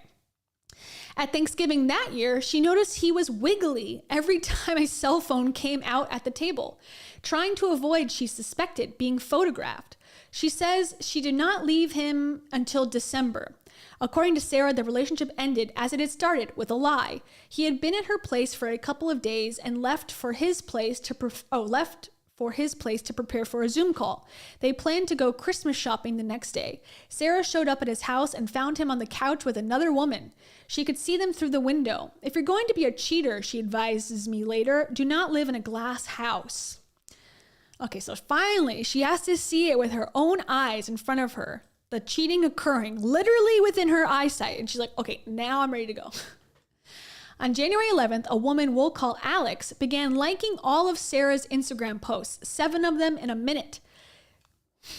Go girl. That's a world record. Sarah messaged her, I think you're friends with my ex, Andrew Huberman. Are you one of the women he cheated on me with? Alex is an intense, direct, highly educated woman who lives in New York. She was sleeping with Andrew and she had no idea there had been a girlfriend. Fuck, she said. That's something I would say. I think we should talk. Over the following week, Sarah and Alex never stopped texting. She helped me hold my boundary against him, says Sarah. Keep him blocked, she said. Yeah, I could have helped you there too, man. Keep him blocked. Keep him blocked. Done. She said, you need to let go of the idea of him. Instead of texting Andrew, Sarah texted Alex. Sometimes they just talked about their days and not about Andrew at all. Sarah still thought beautiful Eve, on the other hand, might be crazy, but they talked some more and brought her into the group chat. Soon there were others. There was Mary, a dreamy, charismatic Texan he had been seeing for years. Her friends called Andrew breadcrumbs, given his tendency to disappear. There was a 5th woman in LA, funny and fast-talking. Alex had been apprehensive. She felt foolish for believing Andrew's lies and worried that the other women would seem foolish, therefore compounding her shame. Foolish women were not, however, what she found. Each of the 5 was assertive and successful and educated and sharp-witted. There had been a type, and they were diverse expressions of that. I can't believe how crazy I thought you were, Mary told Sarah. No one struck anyone else as a stalker. No one had made up a story about a dead baby or torn out hair with chunks in it. I haven't slept with anyone but him for 6 years, Sarah told the group. If it makes you feel any better, Alex joked, according to the CDC, they had all slept with one another. The woman compared timestamped screenshots of text and assembled therein an extraordinary record of deception. There was a day in Texas when Sarah left his hotel, Andrew slept with Mary and texted Eve. No wonder this guy can't keep a lunch date. He's got women to text and sleep with and drive around and travel to. My gosh. They found days in which he would text nearly identical pictures of himself to two of them at the same time. They realized that the day before he had moved in with Sarah in Berkeley, he had slept with Mary, and he had also been with her in December 2023, the weekend before Sarah caught him on the couch with a sixth woman. They realized that on March 21st, 2021, a day of admittedly impressive logistical jujitsu, while Sarah was in Berkeley. Okay, so let's follow this here. While Sarah was in Berkeley, Andrew had flown Mary from Texas to LA to stay with him in Topanga. While Mary was there visiting from thousands of miles away, he left her with the dog, Costello. He drove to a coffee shop where he met Eve. They had a serious talk about their relationship. They thought they were in a good place and he wanted to make it work. Then he texted Mary, okay, who has flown from Texas to LA to be there. Phone died. Which, if you know about phones, which I do, you can't text if the phone's dead. So, plot twist. Plot hole, I mean. Okay, phone died. He texted Mary, who was waiting back at the place in Topanga. And later he texted Eve, thank you for being so next level gorgeous and sexy. That's a good line. Everyone, this is your protocol. Everyone needs to text their significant other or the person you hope to become your significant other someday. Thank you for being so next level gorgeous and sexy. And if you do that, you will be guaranteed love timelessly from now until the day you and your partner die in each other's arms. Okay? So he's texting, Mary's here visiting, he's having conversations with Eve at the coffee shop about their relationship. Sarah's who knows where, but he's texting her, sleep well, beautiful. So he's got his hands full. All right, the scheduling alone, Alex tells me, I can barely schedule 3 Zooms in a day. In the aggregate, Andrew's therapeutic language took on a sinister edge. It was communicating a commitment that was not real, a profound interest in the internality of women that was then used to manipulate them. Does Huberman have vices? Asked an anonymous Reddit poster. I remember him saying that he loves croissants. Okay, you're naive, whoever person on Reddit. Let's be real. This person's a human being. Now, I'm not saying that what he's doing is right here, but yeah, if you think this a grown man of any success or any failure or anything, his only vice is eating croissants, you live in a la la land, okay? And that goes for women too. Like no one's perfect, okay? No one's perfect. So stop saying this stuff online, stupid. Okay, swear, we're almost done. This is a long one. All right? This is a magazine article. This is a whole booklet of what this dude was texting women. While Huberman has been criticized for having too few women guests on his podcast, he is solicitous and deferential towards those he interviews. Okay. In a January 2023 episode, Dr. Sarah Gottfried argues that patriarchal messaging and white supremacy contribute to the deterioration of women's health. And Andrew responds with a story about how his beloved trans mentor, Ben Barnes, had experienced intense suppression/oppression at MIT before transitioning. Psychology is influencing biology, he says with concern, and you're saying these power dynamics are impacting it. I didn't really understand that part.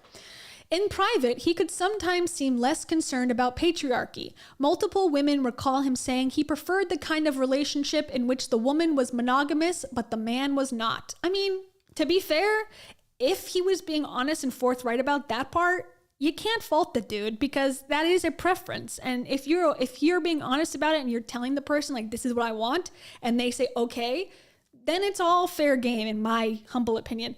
Now, if you're not saying that and you're like, I want a committed relationship and you're lying, that's when it becomes problematic to me. But just like morally, like to say like, oh, I want my woman to be faithful, but I don't have to be, and the woman accepts that, then what's wrong with that? I don't know. You're both accepting it. Anyways, okay. He told me, she says Mary, that what he wanted was a woman who was submissive, who he could slap in the ass in public, and who would be crawling on the floor to him when he got home. A spokesperson for Huberman denies this. And that's also something like, I don't need to know this. I don't think this is relevant, but I'm interested, like voyeuristically once again, but okay, like sounds good to me. I don't know. The women continued to compare notes. He had his little ways of checking in. Good morning, beautiful. There was a particular way he would respond to a sexy picture. Hi there. So embarrassing. God. Another thing I didn't need to know. A spokesperson for Huberman insisted that he had not been monogamous with Sarah until late 2021, but a recorded conversation he had with Alex suggested that in May of that year, he had led Sarah to believe otherwise. Well, she was under the impression that we were exclusive at the time, he said. Women are not dumb like that, dude, Alex responded. She was under that impression? Then you were giving her that impression. Andrew agreed. That's what I meant. I'm sorry. I didn't mean to put it on her. I don't know, sounds all right to me. The kind of women to whom Andrew Huberman was attracted, the kind of women who were attracted to him. These were women who paid attention to what went into their bodies, women who made avoiding toxicity a central focus of their lives. They researched non-hormone disrupting products, avoided sugar, ate organic. They were disgusted by the knowledge that they had sex with someone who had an untold number of partners. All of them wondered how many others were there. When Sarah found Andrew with the other woman, there had been a black pickup truck in the driveway and she had taken a picture. The woman traced the plates, but they hit a dead end and were never found. Oh, they never found her. Oh my gosh. Tell us about the dark triad, he had said to Bus in November on the trip in which he slept with Mary. The dark triad consists of 3 personality characteristics, says Bus. So narcissism, Machiavellianism, and psychopathy. Right? Psychopathy or psychopathy? I don't know. Same thing. Such people feign cooperation, but then cheat on subsequent moves. They view other people as pawns to be manipulated for their own instrumental gains. Those who are high on dark triad traits, he said, tend to be good at the art of seduction. The vast majority of them were men. Andrew told one of the women he wasn't a sex addict, he was a love addict. Addiction, Huberman says, is a progressing narrowing of things that bring you joy. In August 2021, the same month Sarah first learned of Andrew's cheating, he released an episode with Anna Lembeck, chief of the Stanford Addiction Medicine Dual Diagnosis Clinic. Lembeck, the author of a book called Dopamine Nation, gave a clear explanation of the dopaminergic roots of addiction. What happens right after I do something that is really pleasurable, she says, and releases a lot of dopamine is, again, my brain is going to immediately compensate by down-regulating my own dopamine receptors. And that's the come down or the hangover or the after effect, that moment of wanting to do it more. Someone who waits for the feeling to pass, she explained, will regulate, go back to baseline. If I keep indulging again and again and again, ultimately I have so much on the pain side that I've essentially reset my brain to what we call anhedonic or lacking in joy type of state, which is a dopamine deficit state. This is a state in which nothing is enjoyable. Everything sort of pales in comparison to this one drug that I want to keep doing. So if you've ever done MDMA, you may relate to this. The next day, you just got a downer because you just used all your dopamine on one night at the club. Just for the record, Andrew said, smiling, Dr. Lembeck has diagnosed me outside the clinic in a playful way of being work addicted. You're probably right. Lembeck laughed. You just happen to be addicted, she said gently, to something that is really socially rewarded. What he failed to understand, he said, was people who ruin their lives with their disease. I like to think I have the compassion, he said, but I don't have that empathy for taking a really good situation and what, from the outside, looks to be throwing it in the trash. Okay, I don't know what that means. At least 3 ex-girlfriends remain friendly with Huberman. He goes deep very quickly, says Keegan Amit, who dated Andrew from 2010 to 2017 and continues to admire him. He has incredible emotional capacity. A high school girlfriend says both she and he were troubled during their time together, that he was complicated and jealous, but a good person whom she parted with on good terms. He really wants to get involved emotionally, but then can't quite follow through, she says. Says someone he dated on and off between 2006 and 2010. But yeah, I don't think it's ... She hesitates. I think he has such a good heart. Okay, so 3 women like him, 6 women are pissed. This guy gets around, man. He's got the girls on par. Yeah, I just happened to look over Angela Arnold. I totally agree. It's very rare for a news article to use the first name, because Huberman is his last name. So at least Huberman could be used throughout the article. I don't know why. That's just an anomaly. Typically, it's usually like Huberman. But this one's using Andrew. Andrew grew up in Palo Alto just before the dawn of the internet, a lost city. He gives some version of his origin story. So this is the part about was Jay Shetty a monk after all? Was Huberman a troubled teen like he claims? Let's find out. So he grew up in Palo Alto just before the dawn of the internet, a lost city. He gives some version of his origin story on the Rich Roll podcast. He repeats it for Tim Ferriss and Peter Attia. He tells Time Magazine and Stanford Magazine, take the list of all the things a parent shouldn't do in a divorce. He recently told Christian Bowhunter? Is that a job title? What do you do? I'm a Christian Bowhunter. Cameron Haynes. They did them all. You had, says Wendy Zuckerman in her bright Aussie accent, a wayward childhood. Aussie. You had a wayward childhood. A wayward child. Why can't I do Australian? No, you had a wayward childhood. No. Okay, sorry. I'm not going to try anymore. I think it's very easy for people listening to folks with a bio like yours, says Tim Ferriss, to sort of assume a certain trajectory, right? To assume that it has always come easy. His father and mother agree that after our divorce was an incredibly hard time for Andrew, though they do not agree with some of his characterizations of his past. Few parents want to be accused of pure neglect. Huberman would not provide the name of the detention center in which he says he was held for a month in high school. In a version of the story Huberman tells on Peter Atta's podcast, he says, we lost a couple of kids. A couple of kids killed themselves while we were there. The New York Magazine was unable to find an account of this event. So maybe exaggerating or maybe making it seem like, more troubled, more traumatic than possibly it really was in real life, which I find to be a weird thing to lie about. Like, I believe that he could lie about it or exaggerate, but like, why? Anyways. Andrew attended Gunn, a high-performing, high-pressure high school. Classmates describe him as always with a skateboard. They remember him as pleasant, sweet, and not particularly academic. He would, says one former classmate, drop in on the half pipe where he was encouraging to other skaters. I mean, he was a cool individual kid, says another classmate. There was one year he bleached his hair and everyone was like, oh, that guy's cool.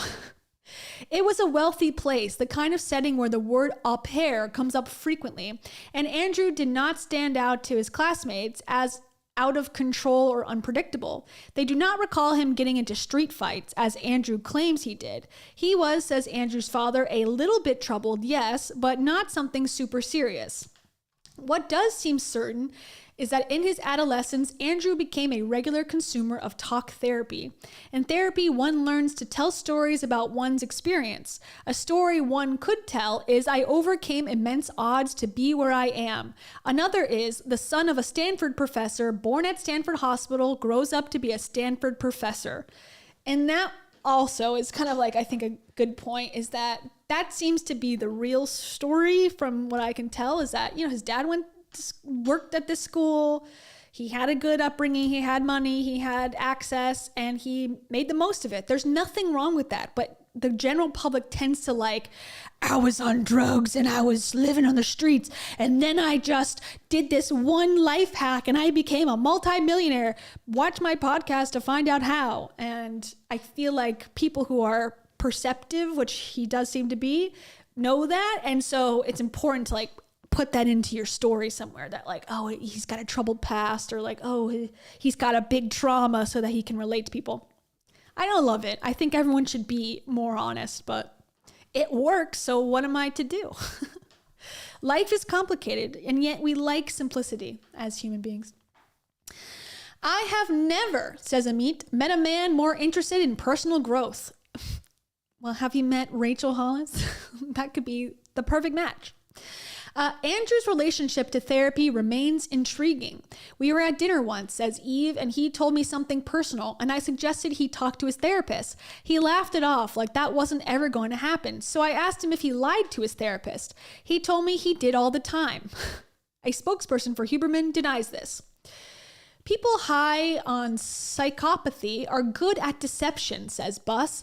I don't know if they're good at self-deception. With repeated listening to the podcast, one discerns a man undergoing in public an effort to understand himself. There are hours of talking about addiction, trauma, dopamine, and fear.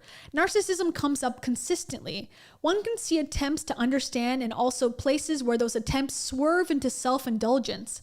On a recent episode with the Stanford-trained psychiatrist Paul Conti, Andrew and Conti were describing the psychological phenomenon of aggressive drive.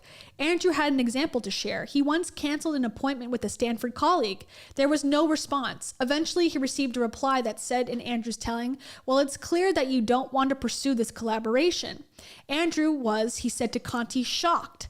I remember feeling that was pretty aggressive, Andrew told Conti. It stands out to me as a pretty salient example of aggression. So to me, said Huberman, that seems like an example of somebody who has a strong aggressive drive, and when disappointed, lashes back or is passive. Either does one or the other, completely different.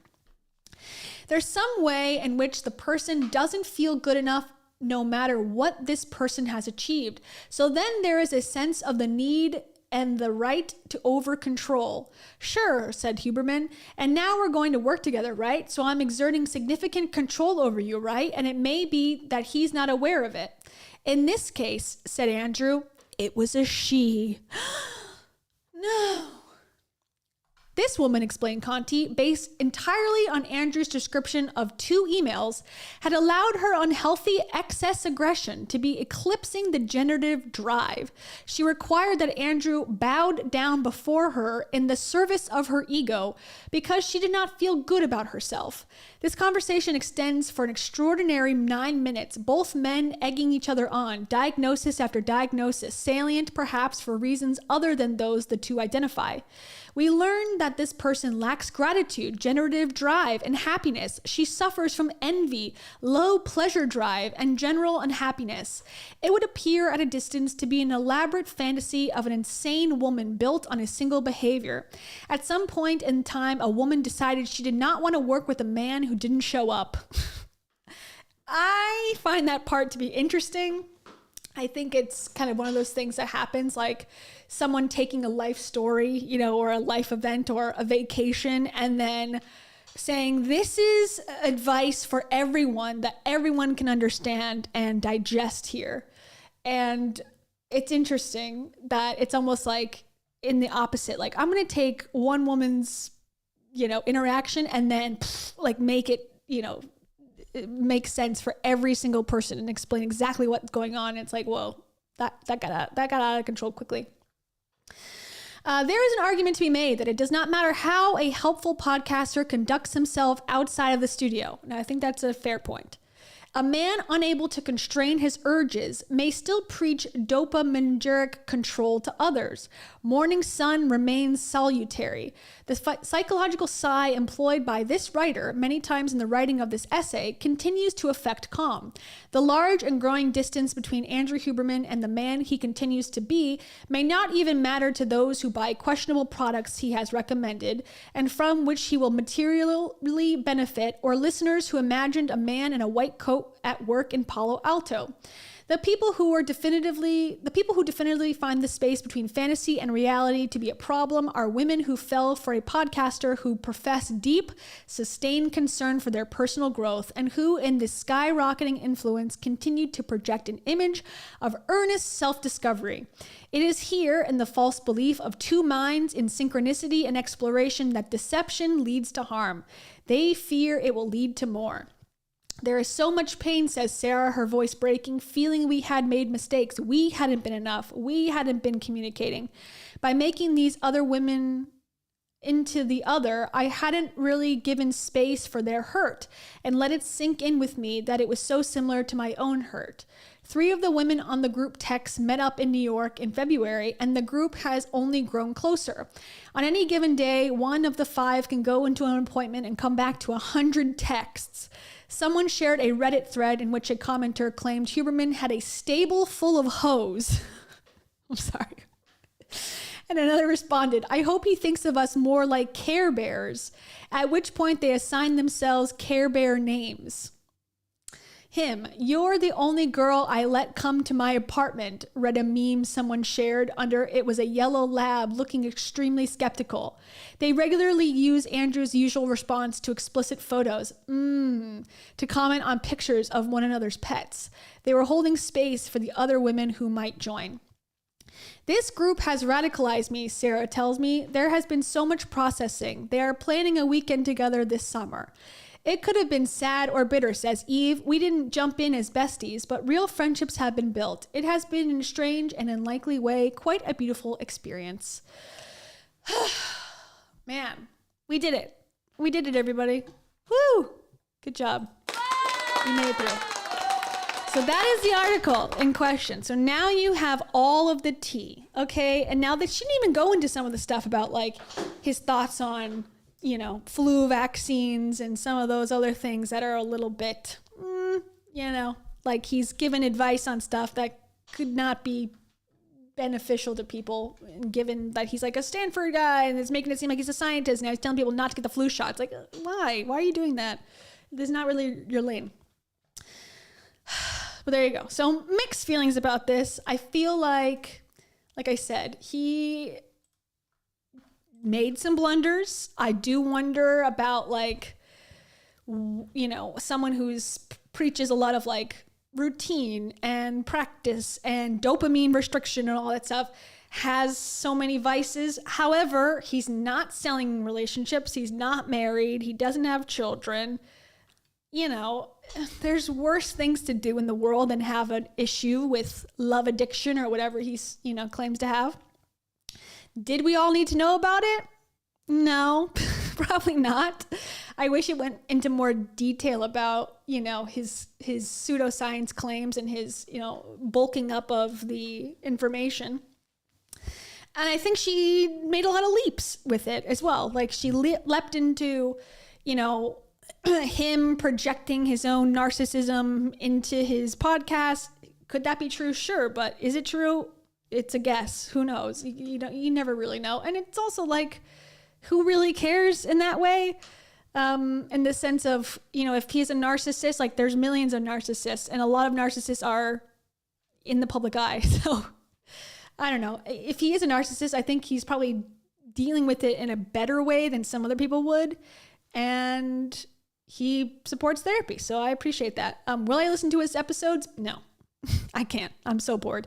Will I ever be the target audience of episodes like this and YouTube channels like this? No, don't think so. Don't think I'm going to give a shit about peptide benefit and risk, but you know, you never know. So anyways, he hasn't responded to the allegations at all. Oh wait, here it is. This is his, with all his studies. Does he respond to comments about his physique? Sometimes. Sometimes he does. Get to know Dr. Andrew Huberman. Okay. So Huberman, PhD, is a neuroscientist and tenured professor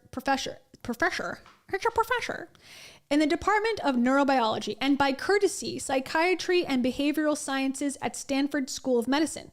He has made numerous significant contributions to the fields of brain development, brain function, and neural plasticity, which is the ability of our nervous system to rewire and learn new behavior skills and cognitive functioning. Huberman is a McKnight Foundation Pew Foundation Fellow and was awarded a Kogan Award in 2017, given to the scientists making the most significant discoveries in the study of vision. His lab's most recent work focuses on the influence of vision and respiration on brain states such as fear and high attention focus, and developing rapid and effective tools for mitigating stress and improving psychological metrics. Okay, so he's been published in Time, BBC, blah, blah, blah. He's #1 in Science Education Fitness Podcast. And then he's got frequently asked questions. I want to see the studies though. Maybe it's here.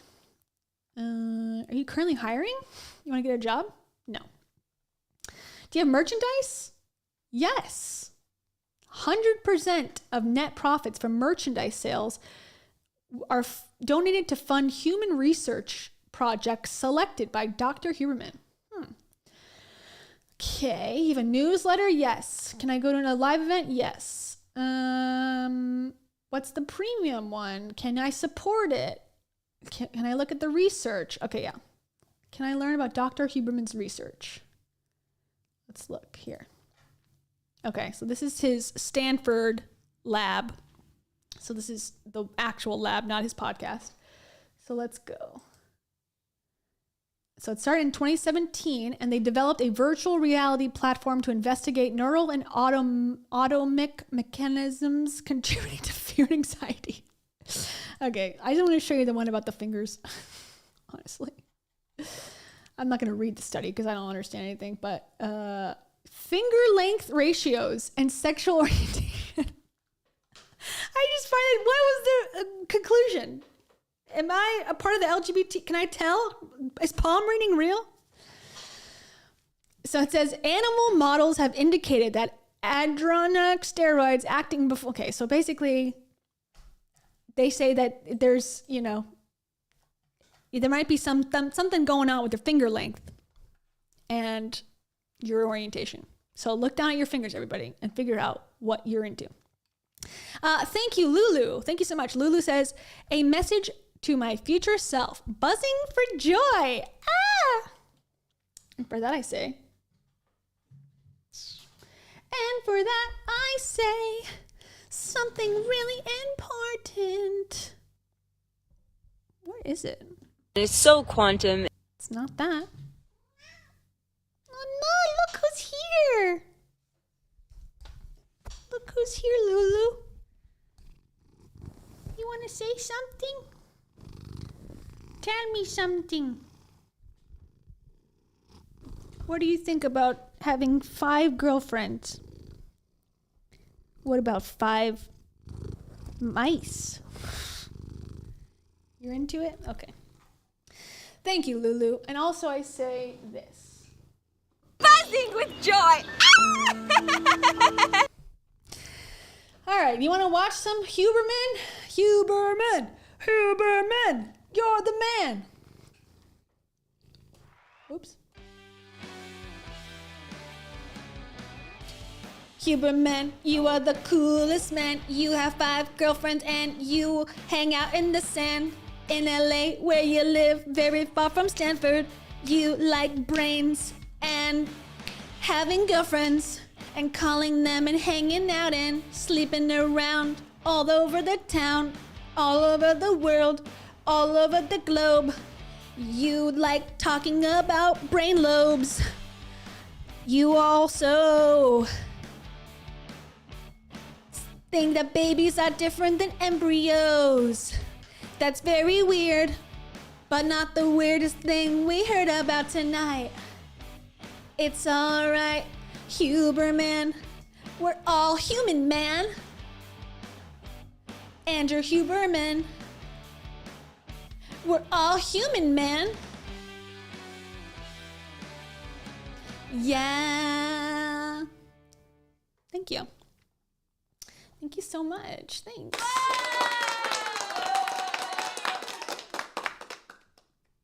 he was on this one guy's podcast, and I don't want to watch the whole thing, but he was on this one guy's podcast where the guy, his name's Chris Wills X or something. Kitty. This guy, Chris Williamson. You talk about But this guy is like, so I don't know much about him. He claims to be a host of the Modern Wisdom podcast.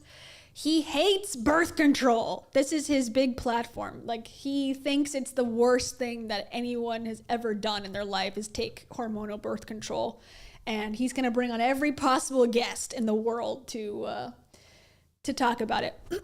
But he interviewed Huberman, and I feel like he's a little bit, I don't know much about him, but he gives off a vibe to me as like a little bit like red-pilled, a little bit like that side of things where it's like alpha male bro type thing. So I'd like to hear him interview Huberman because I think maybe Huberman might be a little bit more, I don't know. Oh yeah, here we go. This will be interesting. A little bit more open and maybe honest about his beliefs with someone like this versus someone that's more scientific, because this guy is definitely like kind of, Joe Rogan wannabe-esque. So this is short, but we can watch it. This is called Andrew Huberman Reacts to the Huberman Husband's Kink from 5 months ago. Okay, I'm just curious. Let's see. Have you heard of Huberman husbands? Do you know what this is? Yeah, unfortunately. Well, I should say that the most unfortunate thing about the Huberman husbands post is that it was taken by certain media outlets to amplify the idea that the audience of my podcast is just male, when in fact it's 50% male, female, at least in the listenership. YouTube skews male, but we knew that anyway. But the listenership is 50% male, 50% female. And the Huberman husbands thing was really about how a woman was saying that she thinks she's the Huberman husband because she does all these different things that. But they got taken from that. For the people that don't know, the meta meme around Huberman husbands, which you can search on TikTok right now, is that the hot new thing. I just wonder what he's writing down. What is he writing down right now? Andrew Huberman. He's like, Huberman husband, that is me. Like, what are you writing in your little journal?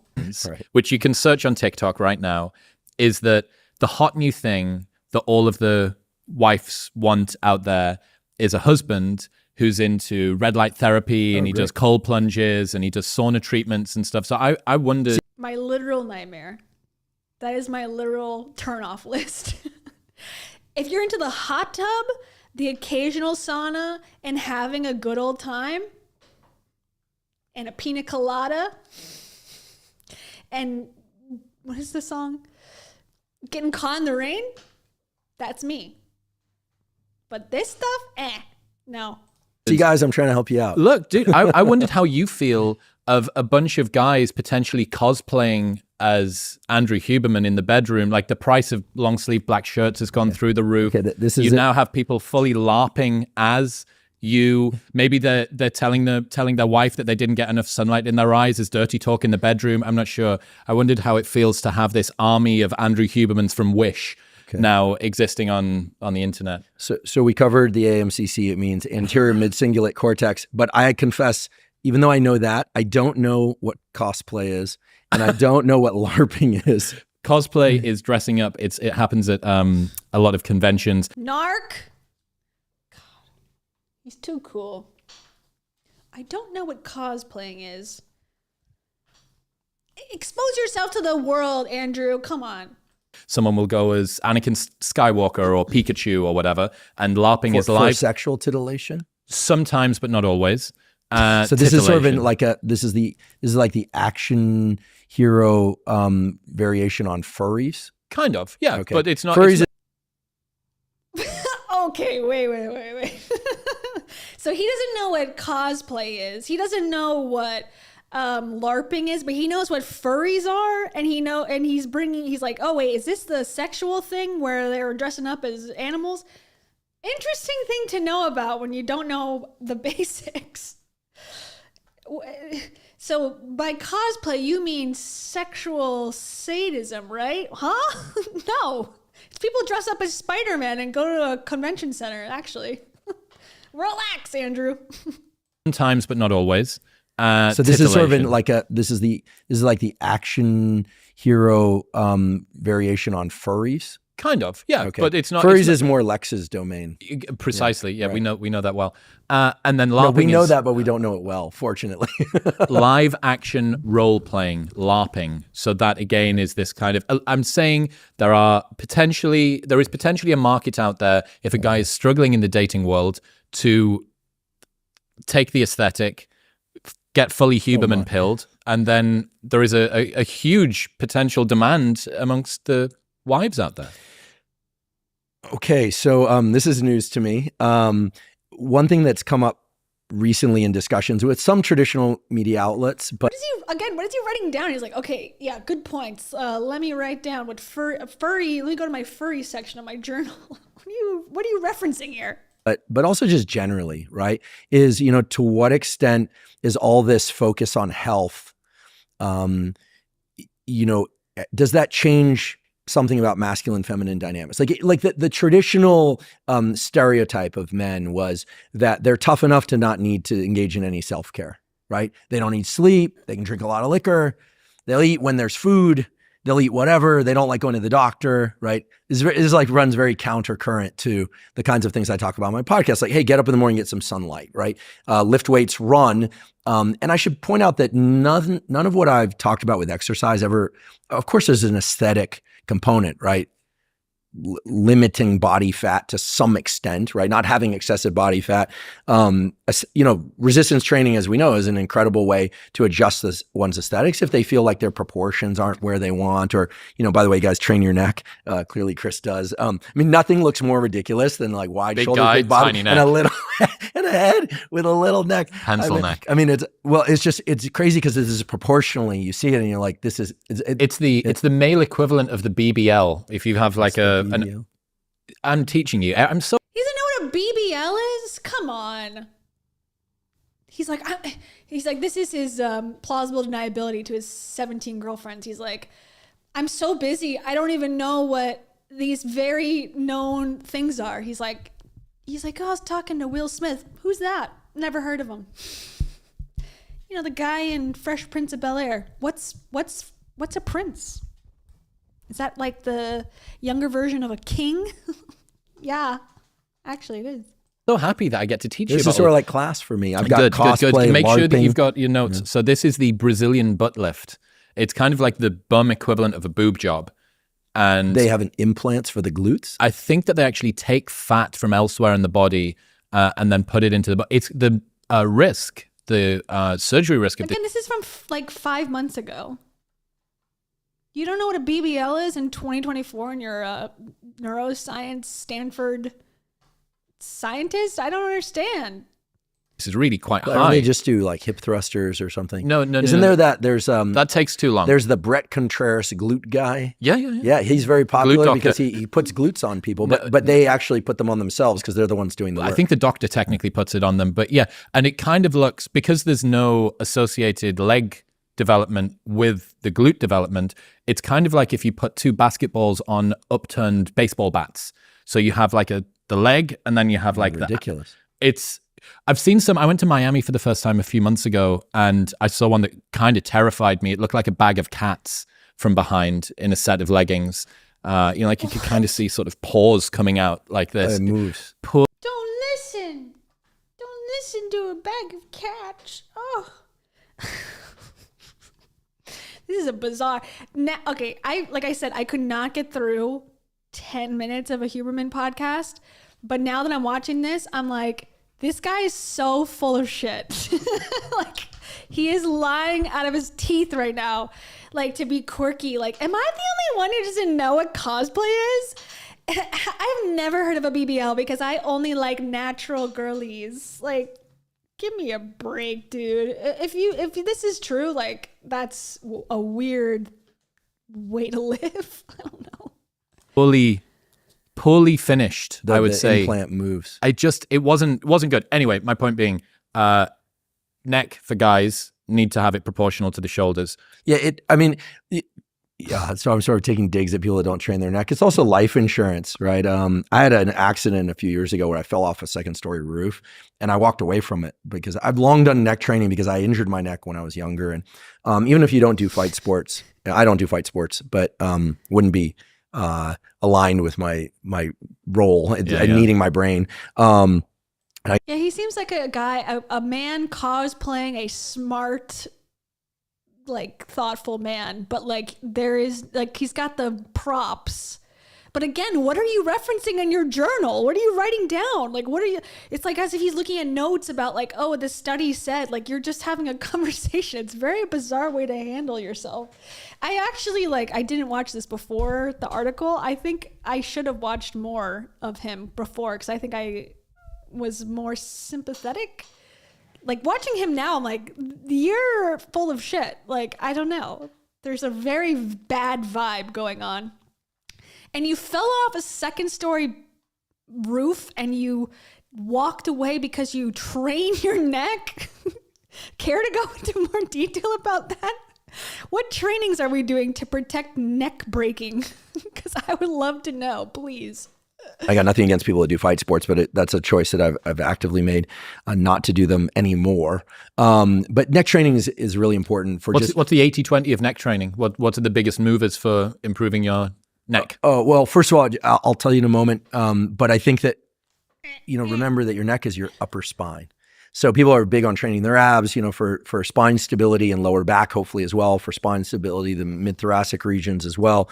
But, it's your upper spine and you want it strong, and you'll get much stronger in other things as well. Everything's better. People's posture is far better when they train their neck. It actually changes the tone of people's voice. And I had a guest on my podcast, Dr. Eddie Chang, who's our chair of neurosurgery at UCSF. I've known him since we were kids.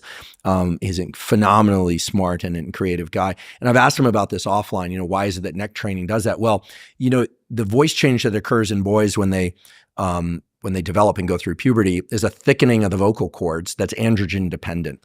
I have this weird mutation. I've talked about this a little bit, but maybe not that on a program as broad as this, that actually I have the same voice I always had from when I was a little kid. My voice never actually changed. I have an androgen receptor alteration. Okay. So fortunately for me, doesn't cause any other issues, but this was my voice when I was 5 years old. How terrible. I, again, am going to say, show me a video when you're 5 years old saying, "Daddy, I need to be taking to baseball practice." Come on. It sounds like a pathological lying story. Like, that's just not true. Maybe it is, but it just seems like, what? You never heard of a BBL. You've had a deep, musky voice since you were 5 years old because you are just special mutation. Okay. All right. Sure. And again, what is neck training? What are we doing? Am I attaching a dumbbell to my neck and going like this around the house? Like, I need to know what it is. I don't know what it is. Terrifying. Yeah, they call me Froggy. Yeah, it was kind of a joke. I go like the kid on the Little Rascals that was Froggy. In any case, but for most people, they hit puberty and then their voice changes because of a thickening of the vocal cords. But obviously, I had some early androgen exposure. That was clear because I also had hair on my Adam's apple when I was 4 years old. So there was some early androgen exposure. I'm not gonna pictures or it didn't happen, bro. Fuck with that 4-year-old. No, well, I was a kind kid until I was a teenager, and then I eventually angry teenager. I went through it, but I was kind nonetheless. But in any event, when you train your neck, actually, it does improve posture, and it actually changes the timbre of your voice somewhat. But for people who speak a lot for a living, podcasters, singers, actors, etc., lawyers, and lawyers seem to talk a lot. You don't want to do a lot of really heavy neck training because it actually changes the way that your jaw moves and the way that you speak. And, you and I, especially like my solo podcasts, it sometimes take me 11 hours to record. And so you want to maintain healthy airflow through this region, right? But the best way to develop a strong neck safely is to, unfortunately, stay away from bridges, which, wrestling coaches love to give. The discs can be injured. You can cause dysfunction of the discs, and then the pain comes on in a moment. And I feel like, okay, this is just a wild theory here. I feel like everything he has said is a lie. That's what it sounds like. A guy making it up as he goes. Literally, from the second he started opening his mouth during this conversation, my throat, I've had this voice since I was 5.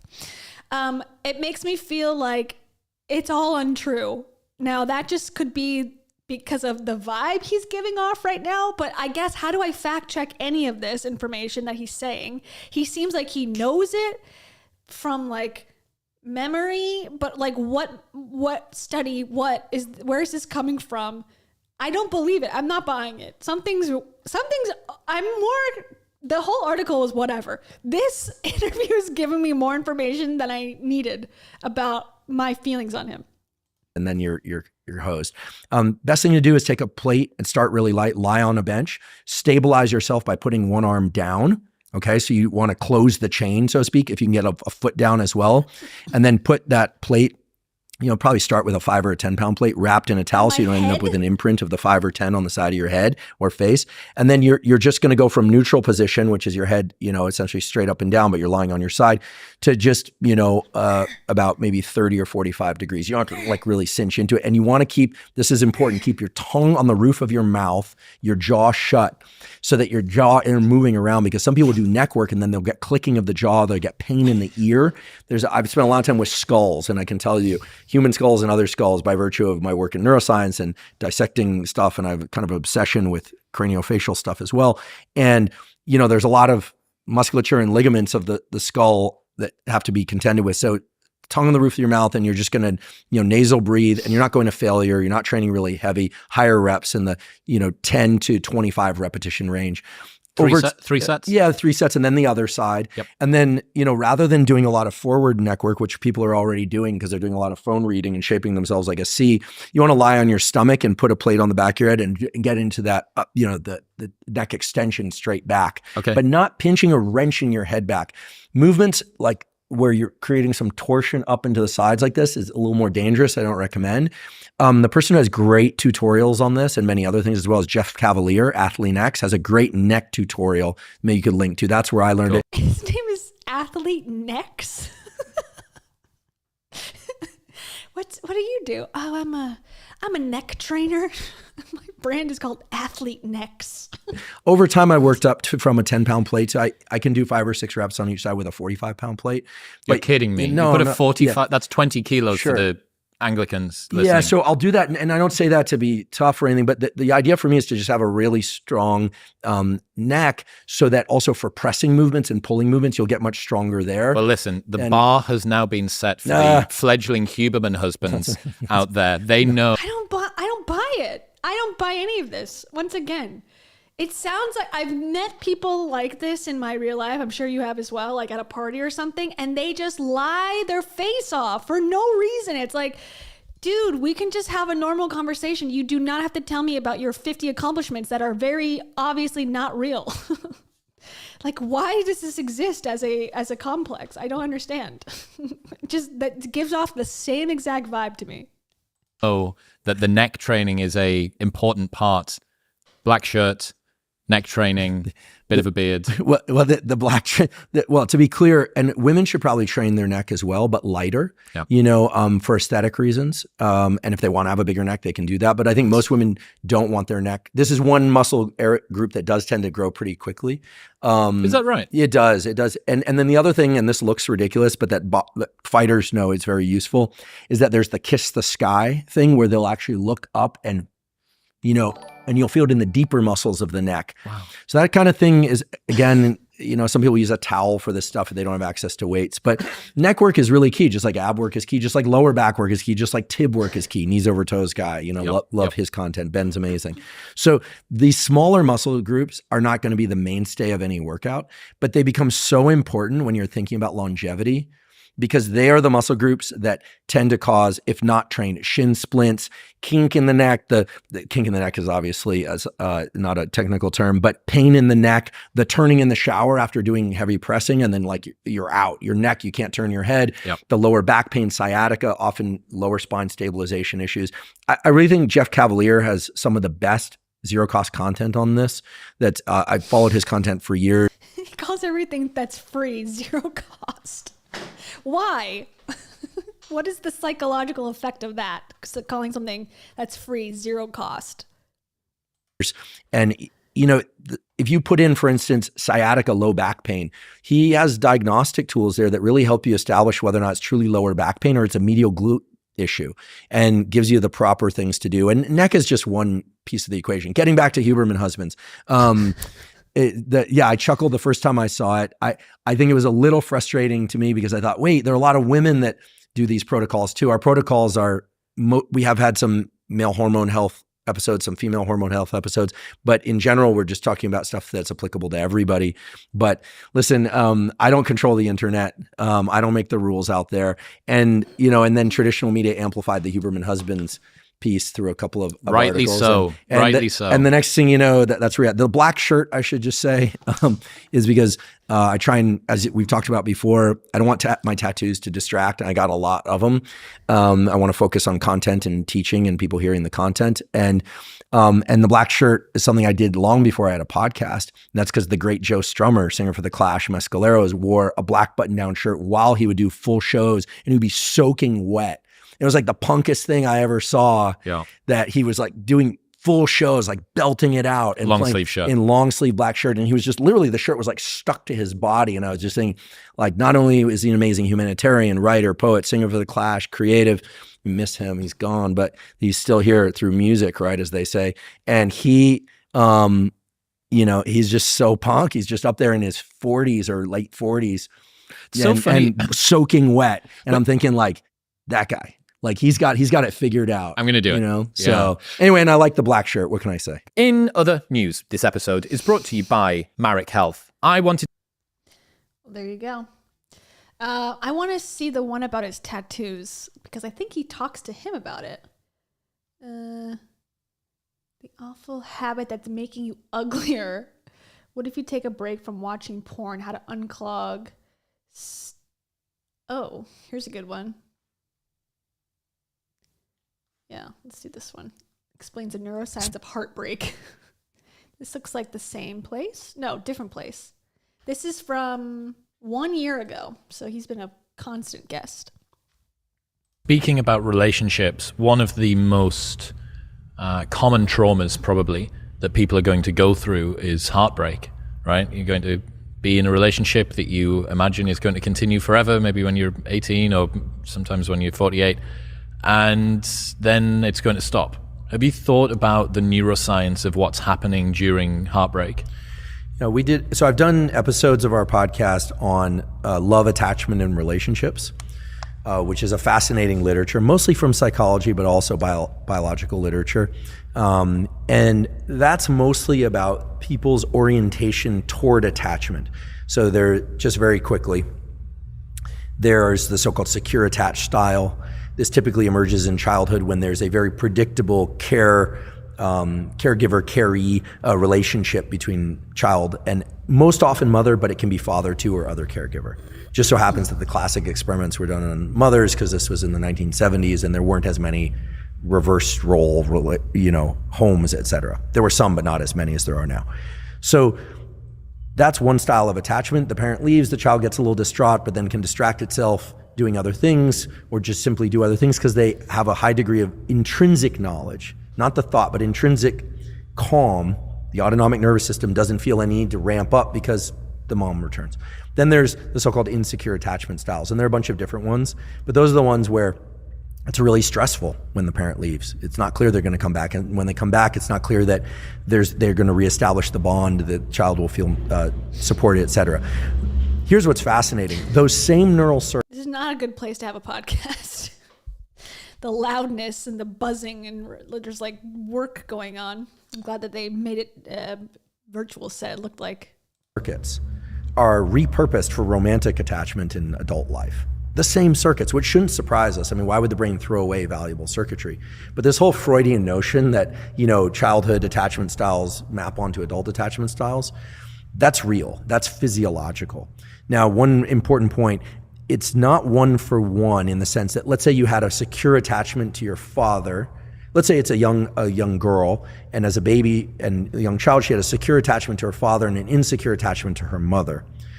In adulthood, and let's say she's heterosexual, so in adulthood, she prefers men as romantic partners. This girl grows up, and you might say, well, she had a good relationship to her dad, so she's gonna have a good secure attachment style in her adult heterosexual relationships. Often it's not the case. They will transplant or superimpose the insecure attachment style to the mother onto male relationships, but have great relationships to female friends, for instance. So Source energy? Are you out there? Where's he getting this information from? I've never heard this. I know what attachment styles are. It's a theory, but kind of is an example of different things that you can feel in your life and whatever. I think it's fine. I read the book Attached or whatever. But what is he talking about the mom and the dad and this and that? Like, where does that all come from? Is that actual science or just his theories on things? So we have to be a little careful to not map one for one. That's important. So all of that is in us. And then you were talking about breakups, and we did an episode on grief. And the way that grief works in the brain and nervous system is that there are three sort of factors that are mapped in our consciousness and our subconscious. And these are space, time, and this notion of closeness, which is attachment. Space and time is very simple. It's where is the person that I love and when will I see them next? Right? I mean, if you have a relative that lives overseas and you know they're alive, you're not going to grieve them. You might really miss them, but you're not going to grieve them the same way you would if suddenly you get the note, unfortunately, that they passed away. And then attachment is how close you are to them, like how critically you rely on them for internal control and support. And that doesn't mean they have to be an immediate caregiver. It could just be like a really good friend. You call them mates over in the UK, right? Like a really good friend that just your knowledge of him just makes you feel good. You feel better in the world. As a guy who mostly grew up with kind of a big pack of male friends, I mean, I feel strongest and happiest and most secure in life when I see something about one of my friends doing well in life. It just makes me feel good. If one of them dies, and unfortunately I'm getting to the age where a number of them have died, then He's only 48. You feel like all of a sudden like, goodness, like there's a loss internally, right? Okay, that's all sort of obvious. But what's interesting is that the grief process itself is about restructuring this map. Think of it like a tripod. It's got three pieces: space, time, and closeness. When someone dies... Okay, I'm bored. I'm so sorry. I'm telling you, I cannot get through one. I can't get through an Andrew Huberman video. Okay, here it is. The tattoos. I don't really do it for me. This is why I hide my tattoos. Okay, I watched half this video and I got distracted by something. But he's like, my tattoos are I'm too attractive with my tattoos, and therefore I want the focus to be on the science, not my sexy body. I'll show you the sexy body. But you all know that what really attracts everyone to Andrew Huberman, the husbands, is the neck work that he's put in. He's put in the work. He's put in the work in the neck. He doesn't have that many tattoos. I don't know. They make it seem like he's got he makes it seem like he's got 700 tattoos. There's like a million other celebrities that have much more. So here's his tattoo. He's got 1975. Is that like a Taylor Swift thing? He's got a heart in a, what do you call those things? Hourglass. He's got, let's do my tricky trick here. Zoom it in on preview. Okay, ready? Some sort of, birds that say something. What is this? 2,000, 3,000 something? 102 something 3? Heartbreak. Hourglass. Looks like a portal to something. I can't really tell. A bat? Batman? Something now, something never, and I don't know. There you go. And this is from a Reddit called Natty or Juice. And then someone said he said himself that he's on TRT and has experimented with different dosages. Yeah, that seems about right that he's on. I mean, every guy now seems to be on some sort. Well, that looks like that seems to be on the juice. Here's his tattoo reveal, by the way. Here's the video. What do you think? Oops. It's good work. Rob, what do you think? This is him climbing up a mountain. And he's like, we're going to watch the video, but he's like, I'm just here to share science. I'm not about being oogled and googled. And then he's like, let me climb up a mountain with no shirt on. What do you think? It's good work. Rob, what do you think? Feeling good. So we all have roughly the same weight. Huberman took the rock, which is definitely harder. There we go. Beast. Good job, brother. Thanks, brother. That was some real work. That was awesome. Thanks. Good job. Costello. Thank you, man. Nice work. Yeah. Nice work, brother. Thanks, guys. Well done, dude. Okay. Very, very amazing stuff. All right. Let's hear about the tattoos. I'm curious. This has 3 million views. This is from 1 year ago. 3.4 mil. Another thing that has carried over from your youth are your tattoos, which I've heard you talk about, but never seen. What's your relationship with your tattoos, and why has no one ever seen them? Yeah. Actually, it was Tim Ferriss that outed me on this one. He was like, I found a picture on the internet with you in full sleeves. I believe that, tattoos are... You consider that a full sleeve? I guess. I suppose so. I guess that is a full sleeve. All right, I'll give it to him. You get this one, Andrew. I mean, this has come as no surprise, or a literal expression of what we feel on the inside. And I'm not recommending this. Kids, don't do this. I started getting tattooed really young. How young? About 14, I got my first tattoo. No way. We did them ourselves. With India. Your first one was yourself? Please no one do this. India ink and a needle. And we used to do these. It's really bad. They're called knick-knack tattoos, or we kind of would do this at home. Don't do it. It's really bad. You get bad infections. They're ugly. They blur. They bleed. It's not good. I started getting tattooed. When I was a kid and growing up skateboarding in the punk rock scene, there were these guys in the town where I lived. They called themselves the Yahtzee guys. I don't know why. I don't know what that was about. But they all had full sleeves, and they were super nice guys, and they were all into skateboarding and and vehicles. And I just looked up to these guys. I thought, someday I want full sleeves.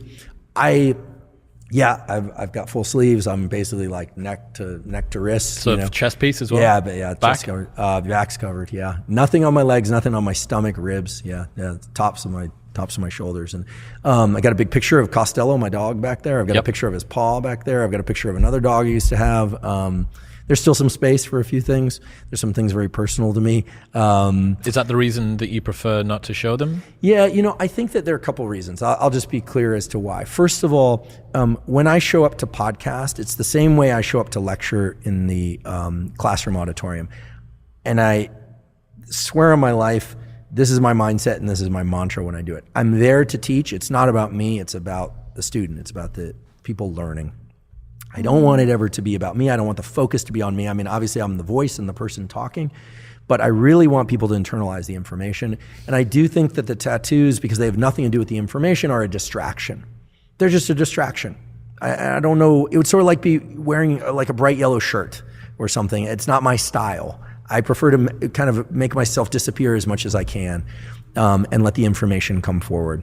That's, even when I gave scientific lectures, which I still do, of course, for my... Says a guy who's got like 500 hours of himself on camera. I don't know. I suppose. I mean, I don't want him to be wearing no shirt at a scientific lecture or on his podcast. No one's asking for that, I don't think. But to say I don't want the attention on me, I'm like, okay, sure, bro. My professor job, I generally liked the room to be pretty dark, and I wanted the light to be on the data, on the slides. I was happy to be the voice, but I want people thinking about the data. So podcasting is a little different. So you come through as a voice, or on YouTube, a voice and an image. But I really prefer that it not be about me. Now, there's a human element too. And I think things have changed a lot. When I was growing up, tattoos were not accepted.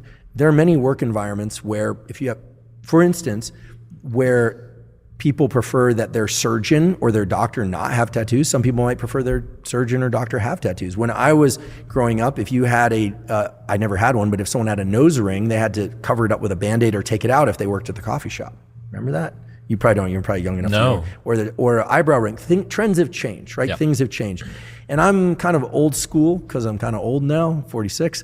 And the etiquette for me has always been to, and this is Lex does this too, is I personally find that if I can just show up as formal and consistent as possible, that people will at least know that I'm taking them seriously. So I don't really do it for me. I pretty much do it for the audience. And also, none of the tattoos are like that interesting. It's my dog. I really like raptors. I've got a bunch of birds. I have all sorts of different things. Like raptors, like the dinosaur? No, raptors like red-tailed hawks and blue. I like birds and things like that. I had either dinosaurs or trucks. Yeah. Like, you really need to love Ford Raptors. No Ford Raptor. I drive a Toyota 4Runner and I love it. I got one truck and I love that thing. Although with gas right now, you kind of got to wonder about having a gas-driven vehicle like a 4Runner. In any case, the tattoo thing, I would say for younger people coming up, just be aware that you can't control other people's perceptions either. And so, I always made it a point that I didn't want things on my knuckles. I didn't want them on my hands. I didn't want them on my neck. I didn't want them on my face. Do I judge people when they have them? No. But do I want them for me? No. I also think that, this is very neuroscience-y, is that we have dedicated brain areas called fusiform gyrus. It's a face area that's dedicated to the processing of faces. Even if I just put two dots and a line in between them on a piece of paper, you see that as a face. When one puts a tattoo on their throat or on their face, it actually changes the way that the face is perceived, right? It almost looks like another mouth there, right? It's a very different look. It can be a little bit jarring. I'm not saying one shouldn't have it, but it can be a little bit jarring. It changes the look of the person forever. It's not just that it's above the neckline, it's that you only want to be training your neck for ultimate muscles. You don't want people to think you have a second mouth. Studies show that people don't want two mouths to be their perception. A recent study showed that more people would rather have one mouth than two. It kind of competes with the processing of their face in its normal way. And so for me, whenever I see somebody with a throat tattoo or a face tattoo, it's sort of like, it's hard to kind of orient around that. And I think there's some biology to that relates to that. But look, when it comes down to it, Or are you just like a 48-year-old man who was told your whole life, like, do not get a face tattoo or you will not have a job by your parents, like every single day, like the rest of us? It could just be social conditioning also. It may not be biological, evolutionary information maybe, and this one, I don't know. People need to be individuals and live their life the way they want to live their life. I've also never been that much of an iconoclast.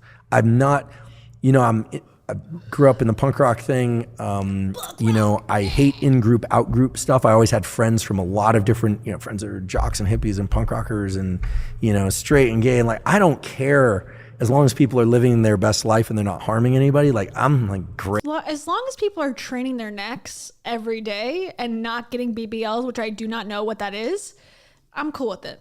Great, go for it. I'm very laid back in that way. Of course, if people are harming other people, then I believe that liberty and independent freedom. Liberty is, one of the highest things, for me. So, but I don't consider myself a very judgmental person, but you can't always control the perceptions of others. So I would just think people should be thoughtful about what they want to accomplish in life in terms of a life mission, and just ask whether or not some of the permanent cosmetic changes they might make might align with, compete with, or be neutral for those life missions. My life mission is very simple. I want to teach people the beauty and the utility of biology. I'm going to do that today. I'm going to do that until I take my last breath in one form or another, because that's what excites me and that's what keeps the dopamine cranking. What's happening, people? Okay, sure. It's nothing to do with the money. It's got nothing to do with nothing. Okay, one more time. And I will say, along those years, sometimes I trained less than others. There was a time when I only lifted 1 day a week and ran 3 days a week, and that's the worst shape I've ever been in. He looks ruggeder in this one. He looks like he went through a war. This one. Doesn't he look like different or older or something, like significantly? And if you see pictures of me when I was a graduate student, I look very different. I like slimmed down a lot. I was just working constantly. The picture I saw today, you look like you've been lifting. It seems like it's going viral. All right, for the record, I just want to say this. Cam posted a picture of me with my shirt up. Here's the thing, I never intended to take my shirt up, but I started that rock carry with a hoodie on. Quickly, I was starting to overheat, so I took off the hoodie, and then I had the shirt, and the shirt was soaking wet. And then at some point, I was like, gonna be so much more comfortable if I can just get a shirt off and be, ventilating better. This rock is gonna land on that monument or it touches the ground. Yeah. Period. Okay. So what about your tattoos? I'm confused. What are we talking about? Huberman's faith in God. Andrew Huberman explains sex. Okay. One more. I'm just curious now. I'm just like shooting the shit. Isn't there something with this guy? He's like, I don't know anything about Lex Friedman, but he talks about him a lot. What is his deal? Okay. Someone tell me. I feel like he's controversial, but I don't know why. What for? We haven't done an episode on sex. Well, we did an episode early on sexual development. Yes. We've done them on optimizing testosterone and estrogen, Yes. and we touched a little bit on the on libido and somewhat on sex performance, but not Living libido loca. much. We did an episode on relationships, love, and desire, where we touched on libido specifically. So just as a quick mention of something, a lot of people take SSRIs or antidepressants that can disrupt sexual function. There are a few compounds like maca root and tonga ali and Tonga. Okay, let's see. This is what he looked like in 2013. Damn. He be looking different. Looks like his brother, like his younger brother, Andrew Huberman, 2013. Wowzers. Here's him in 13 years ago. What year was that? 2011. Aww. Look at him. He's a little. Science, and in particular neuroscience of the visual system, which is my particular area of research. So essentially the only problem I've ever worked on is the one that I continue to work on and plan to work on, which is how is it that the visual system wires up during development, and how is it that we can reestablish those connections. He went from a striped shirt to a regular colored black shirt. Yeah, but he definitely got juiced, man. This dude got yoked. He got yoked, but he never toked. He looks like a completely different person. And this one, my gosh. Who is this?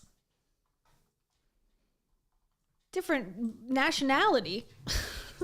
Right? Am I crazy? That looks like a different person. Yeah, where's the gruff voice? Good point. Good point, Mai. Where's the 5-year-old voice that he had a grrr? Sounded like he had a lighter voice when he was 25. Interesting. Okay. He's had a lot of different looks. Okay. And just for reference, this is him now. I mean, you just saw him now, but like, I mean, obviously he's older, but this is a different body shape, different face shape. Yeah, he does look like Liver King. I agree. I want to see him when he was a kid, like a child. Because I want to. Well, first of all, I want to hear his voice, but it's too long. One day, maybe we'll look at his childhood. I'm curious about that story about his troubled teen youth. Like, it doesn't seem like that's true. Or like he's exaggerating it a little bit at the very least. Okay, here it is. All right, back to it. things like that, that at least in a few studies in humans have been shown to offset some of the sexual side effects. Now, in terms of sexual, and then the episode on sexual development was about how the brain and body become organized in certain ways, how the brain becomes organized if you have X chromosomes or Y chromosomes or et cetera. So early development. Early development mainly, and the effects of hormones later on that template. we will be doing I'm actually putting together a series on sexual health. Everything from the menstrual cycle, which both men and women should understand, of course, understanding arousal, understanding, for instance, a lot of people don't realize this, but that orgasm is actually the consequence of activity in the sympathetic, meaning the stress arm of the autonomic nervous system, whereas arousal is the consequence of the activity of the parasympathetic, the calming aspect of the autonomic. It's counterintuitive, right? It's counterintuitive, and it kind of works like a seesaw. I mean, there's arousal, then there's relaxation, then there's arousal, but and then immediately after orgasm and in males ejaculation, what ends up happening is there's a rebounding of the parasympathetic nervous system, which it leads to oftentimes people feeling very relaxed or falling asleep. So I'm going to do a short series on sexual health that will include stuff about sexual performance, but also I'm working on getting an expert guest who can talk about some of the neurologic changes that happen as a consequence of sexual activity. How do you guys and like we did an this? episode. How does anyone like this? I cannot. It's so like even the way it's shot. I mean, this is not his podcast, to be fair, but like the only engaging one was when he said he didn't know what cosplay was and said, "Is that furries for superheroes?" Which is a very funny way to say that. But this is god awful. This is so boring. With a guy from UT Austin here, David Buss, who's an evolutionary psychologist, talking about went pretty deep into some of the typical and unusual dynamics of mating relation, whether or not people have kids or not, and what impacts that. But we're going to do an episode on menopause, andropause. What's very surprising is I get a lot of questions about sexual health from the young male audience, which tells me that, well, here's what I think it reflects. I think that women, because of their menstrual cycles, early on start to talk to one another about changes in physiology and psychology as a function of this 28-day cycle that they all experience sooner or later. Males, there's less of a conversation, and it usually arrives in code. People will say, "Hey, what should I take to increase my testosterone?" And I'll say, "Well, maybe nothing. What are you specifically concerned about?" And then over time, if you pull on those threads a little bit, you get your answer. Sometimes I'll just get a direct question. But I think that the psychology of all this, and in terms of jealousy and the terms of notions of roles in relationships, is very dynamic right now, and I'm fascinated by this. So we're going to do a 4-episode series. What about sexual fantasy? What to get Freudian for a second? What role does sexual fantasy have in the those human threads condition? a little bit? There's a book called The Erotic Imagination. It's a very psychoanalytic book written by a psychoanalyst that talks about how. Well, here's the uncomfortable reality. Freud was at least right about one thing, which is that the brain circuitry that you used to develop attachments to your caregivers, mother and father or other caregivers, do not disappear when you hit puberty. They are. I'm so bored. I'm gonna not listen anymore. I am Edward Michael Joseph Milet Jr., not just Edward Michael Joseph Milet III. Get it straight. What do I need to believe about this so that it serves me? That's Andrew Huberman with science. Thanks, Starry Nights. Thank you. And someone asked last stream how they get on the list of members when there's gifted memberships. I believe the answer to that, because it's a good question, is if you are participating often in the streams, you are like added to a list that YouTube like algorithmically creates. And so as long as you're watching and interacting, then it'll give you like, there's a line, I guess, of people. I don't know how it works, if it's commenting that's better, if it's watching more streams or whatnot, but you will be added to the list so that when someone gifts, then you'll be on the list in some form or fashion. That's my understanding. So I don't select it. I don't think the people who are gifting it select it. It's just random. But if you participate, then the chances go up that you'll get a free one. And if you get a free one, you can use all the emotes that are custom, like the hippie and the worm and tarot and word salad alert and others. More to come in the future. Thank you again, Starry Nights. And for that I say, And for that, I say... I'm giving you a new one. I done seen people pull a worm out their butt and the worm will break off and the other half of the worm will suck back in their booty hole. True?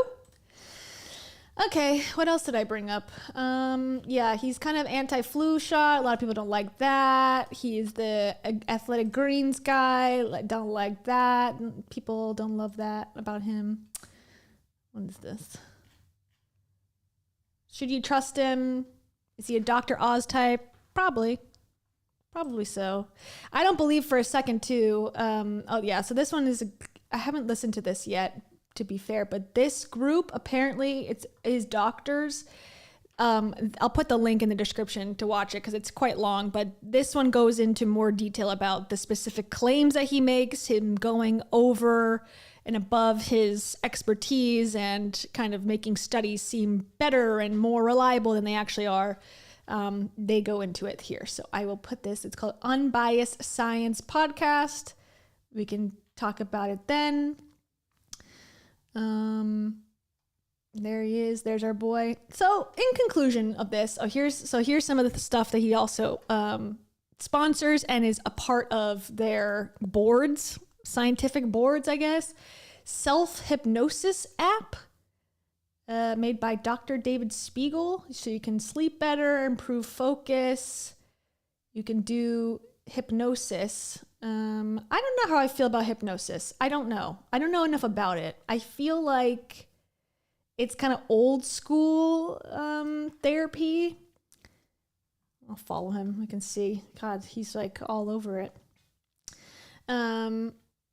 What do you guys think about hypnosis? I don't know. I'm torn. I tend to be like anti anything that's like could be manipulative in things, or like, you know, pulling something out of your brain that's not quite there consciously. I find to be like, well, is it real or is it a memory? Is it a fake thing? I don't know. I don't understand it. So I guess I steer away from it, but I don't know. And to do it yourself in an app seems counterintuitive, but hey, there you go. It's co-founded by leading Stanford psychiatrist. I mean, that sounds good to me. Also, Whoop. He's a part of Whoop. Whoop, Perform Your Best. And what this is a watch, and you wear it. And you can put different colors on it. And then I guess it tells you how you're doing. Science-based metrics. So if you want to be like Brian, the guy who never wants to die, Johnson, who looks older than he actually is, you can do that. You can watch your every breath and your every move with Whoop. You can open up a can of Whoop ass. Here's another one, Momentous. He believes in momentous supplements. Here you go. It only costs $338. What a steal. Here he is. And his quote is, while supplements aren't necessary for everybody, many people derive tremendous benefit from them for things like sleep support, hormone support, and improving focus. So he supports and he's getting money from it. And athletic greens, there you go. Very expensive.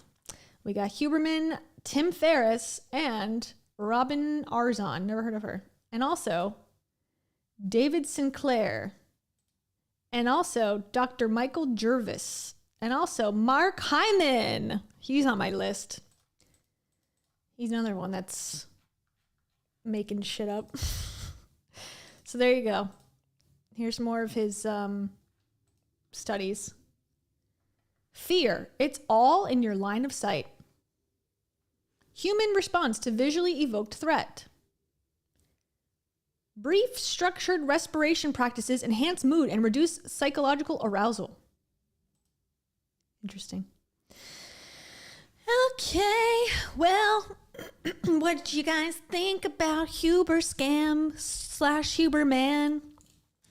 Like I said, my final thoughts, my Jerry Springer final thoughts here are, I don't think he's going to respond to the allegations. I don't think he's going to acknowledge it in any way. He hasn't as of yet. Excuse me. He has not said anything. about it, at least on social media. He might do a podcast or something at some point. But I don't know. I think that the mood seems to be with all these people. I don't think Jay Shetty is going to say anything either at any point about his allegations. And people just accept and move on. Like, the fans are going to stay, most of them. And then the ones that were never going to like him in the first place, like myself, we're never going to like him in the first place. So who cares? And that seems to be the way it goes. So, you know, nothing revolutionary here, in my opinion. I like the support of therapy. I like the support of, science-based research. However, I don't think that he's completely following it all the time.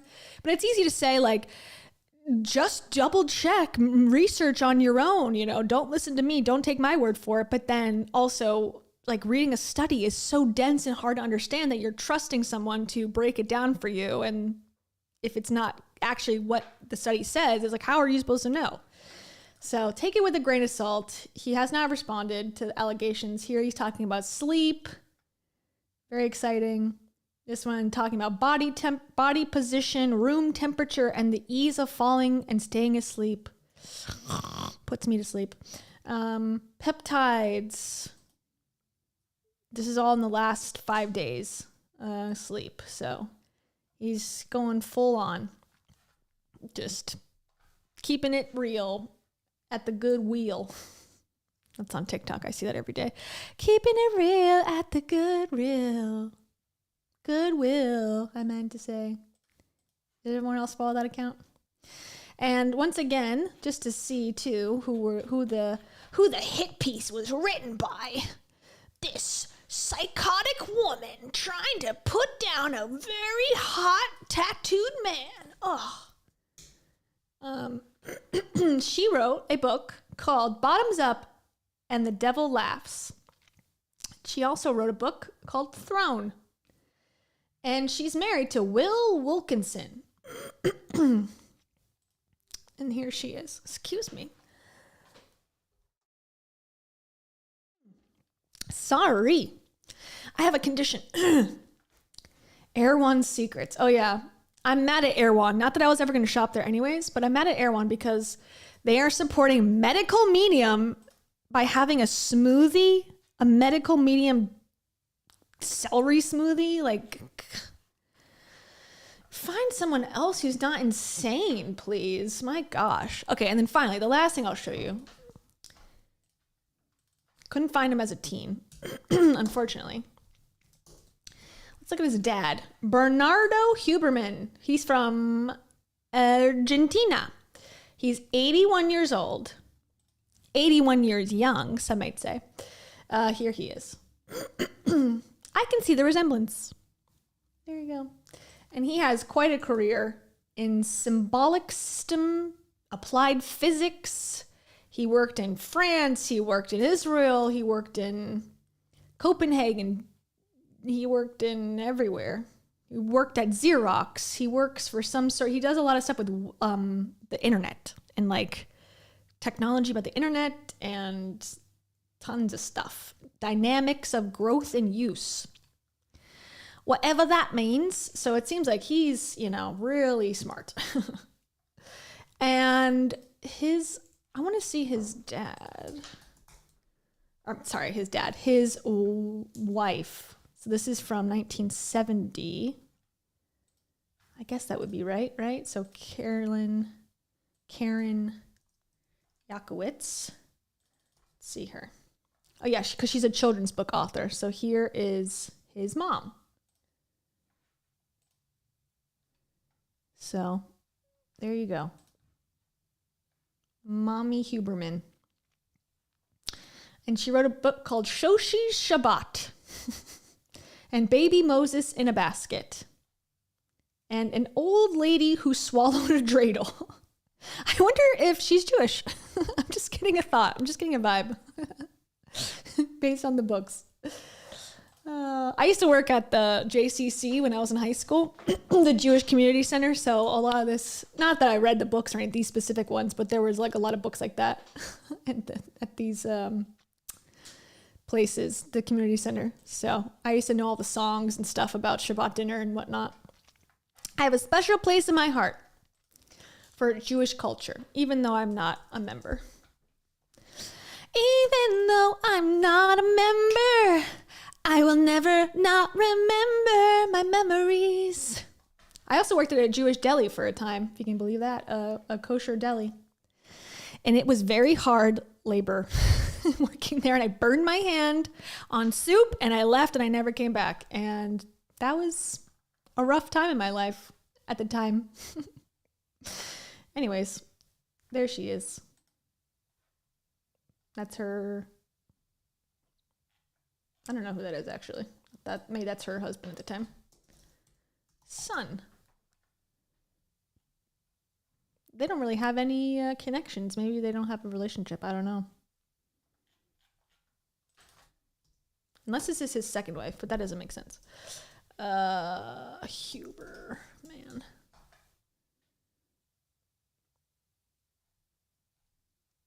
Oh, she's at Stanford University too. Wow. What a Stanford fam. Stanford fam, punk rock. Ah! Okay. All right.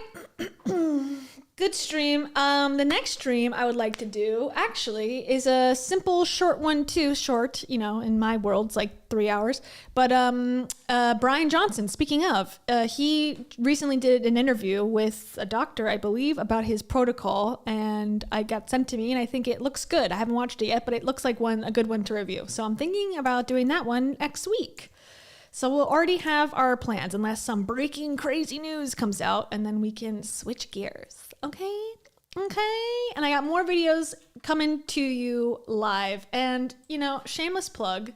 If you haven't been on the channel in a while, I did upload a video recently, and you might not have caught it. It's this one. Astrology coach loses everything after predicting the wrong investment. And it's only 57 minutes. So, you know, just while you're going about your day, you can go and listen to that one. That would be so cool of you to do. Please help me. I'll be posting more soon. Yeah. All right. So now it's time for me to sing my song. And if you'd like to join the membership to get your name on this song list, you can do that. It's the second tier, the exclusive VIPs. Okay. Not the NIPs, the NIPs, the not important people. If you join the second tier for $10 a month, you will be a VIP immediately. And then you'll get to hear your name in lights. How does that make sense? Don't question me.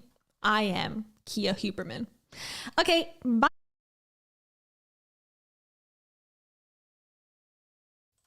Okay, hi. I gotta find my music.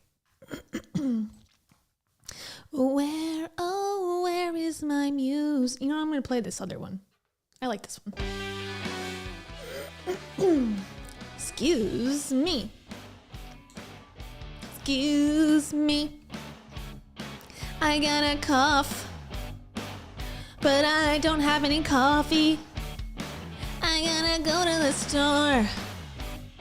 I gotta buy some Starry Nights branded brew, cup of joe. I need some caffeine cause I am so low. Nicole Campbell has a soup brand on the soup aisle. Chicken soup for the soul. Akonzel knows that's the goal. Because the guy that wrote him is a self-help guy. And he wears a totem of himself. Probably. I don't know. Let's ask him. Yeah. Again. Lisa B. How many things do you think are free in this world? Did you mean no cost? True. What's the difference? I don't know. Alaska Blip Tundra. How many times do you wear a black shirt? Every day of your life or just once in a while? Good question. And how about you? Do you have a Choose Sadness shirt? If you do, put it on and rock out. Punk rock. Chels Marie. What do you know about trees? Studies show that trees grow from the ground. Rainy Cannon saying, wow, amazing. I didn't know that fact. What do you know about that? Crystal G, that question's coming to you right now. Answer it, please. And Johns. You're a hippie girl with a peace sign on. That's the category that you are in. Kara Soto, you too. Take a photo and grin. Ow! Not Jenna Cash. She made a joke about Huberman's PP, which is located close to his ass. El Cholo's kid. That rhyme was me trying to put a lid on that so I could escape it. Heather Hope. How many neuroscientists do you know? At least one. But how many tattoos does he have? Heather DeMaio will answer that. I have a back tat of my dog. Casual Pasta is singing along. SS sounds like a snake, like the rest of the self-helpers and the biohackers. Philly turned Texan. All the weed whackers out there. They like to stare and pull out their hair at chunks of flesh. Lillian Massey says ew, but also flesh is not mesh. That didn't make sense, Jordan. Why didn't you come up with something better? Well, because I am not a go-getter. Right, Rebecca J. Kelly, author? I'm not a go-getter like punk rock Andrew Huberman. He's a go-getter because he went and got 6 girlfriends. It's pretty impressive. Not gonna lie, Danae. How many girlfriends / boyfriends do you think is acceptable today in our modern society? Maybe 1 or 2 or 3. Mary says, I'm good with just 1. Or maybe a ton. Hey! Cheech, what do you have to say? I want 25 partners because I can optimize them all to make my meals. And then I wouldn't have to cook for a whole month. And then I could reveal that I am fully healed. Thank you, everybody. See you later. Bye.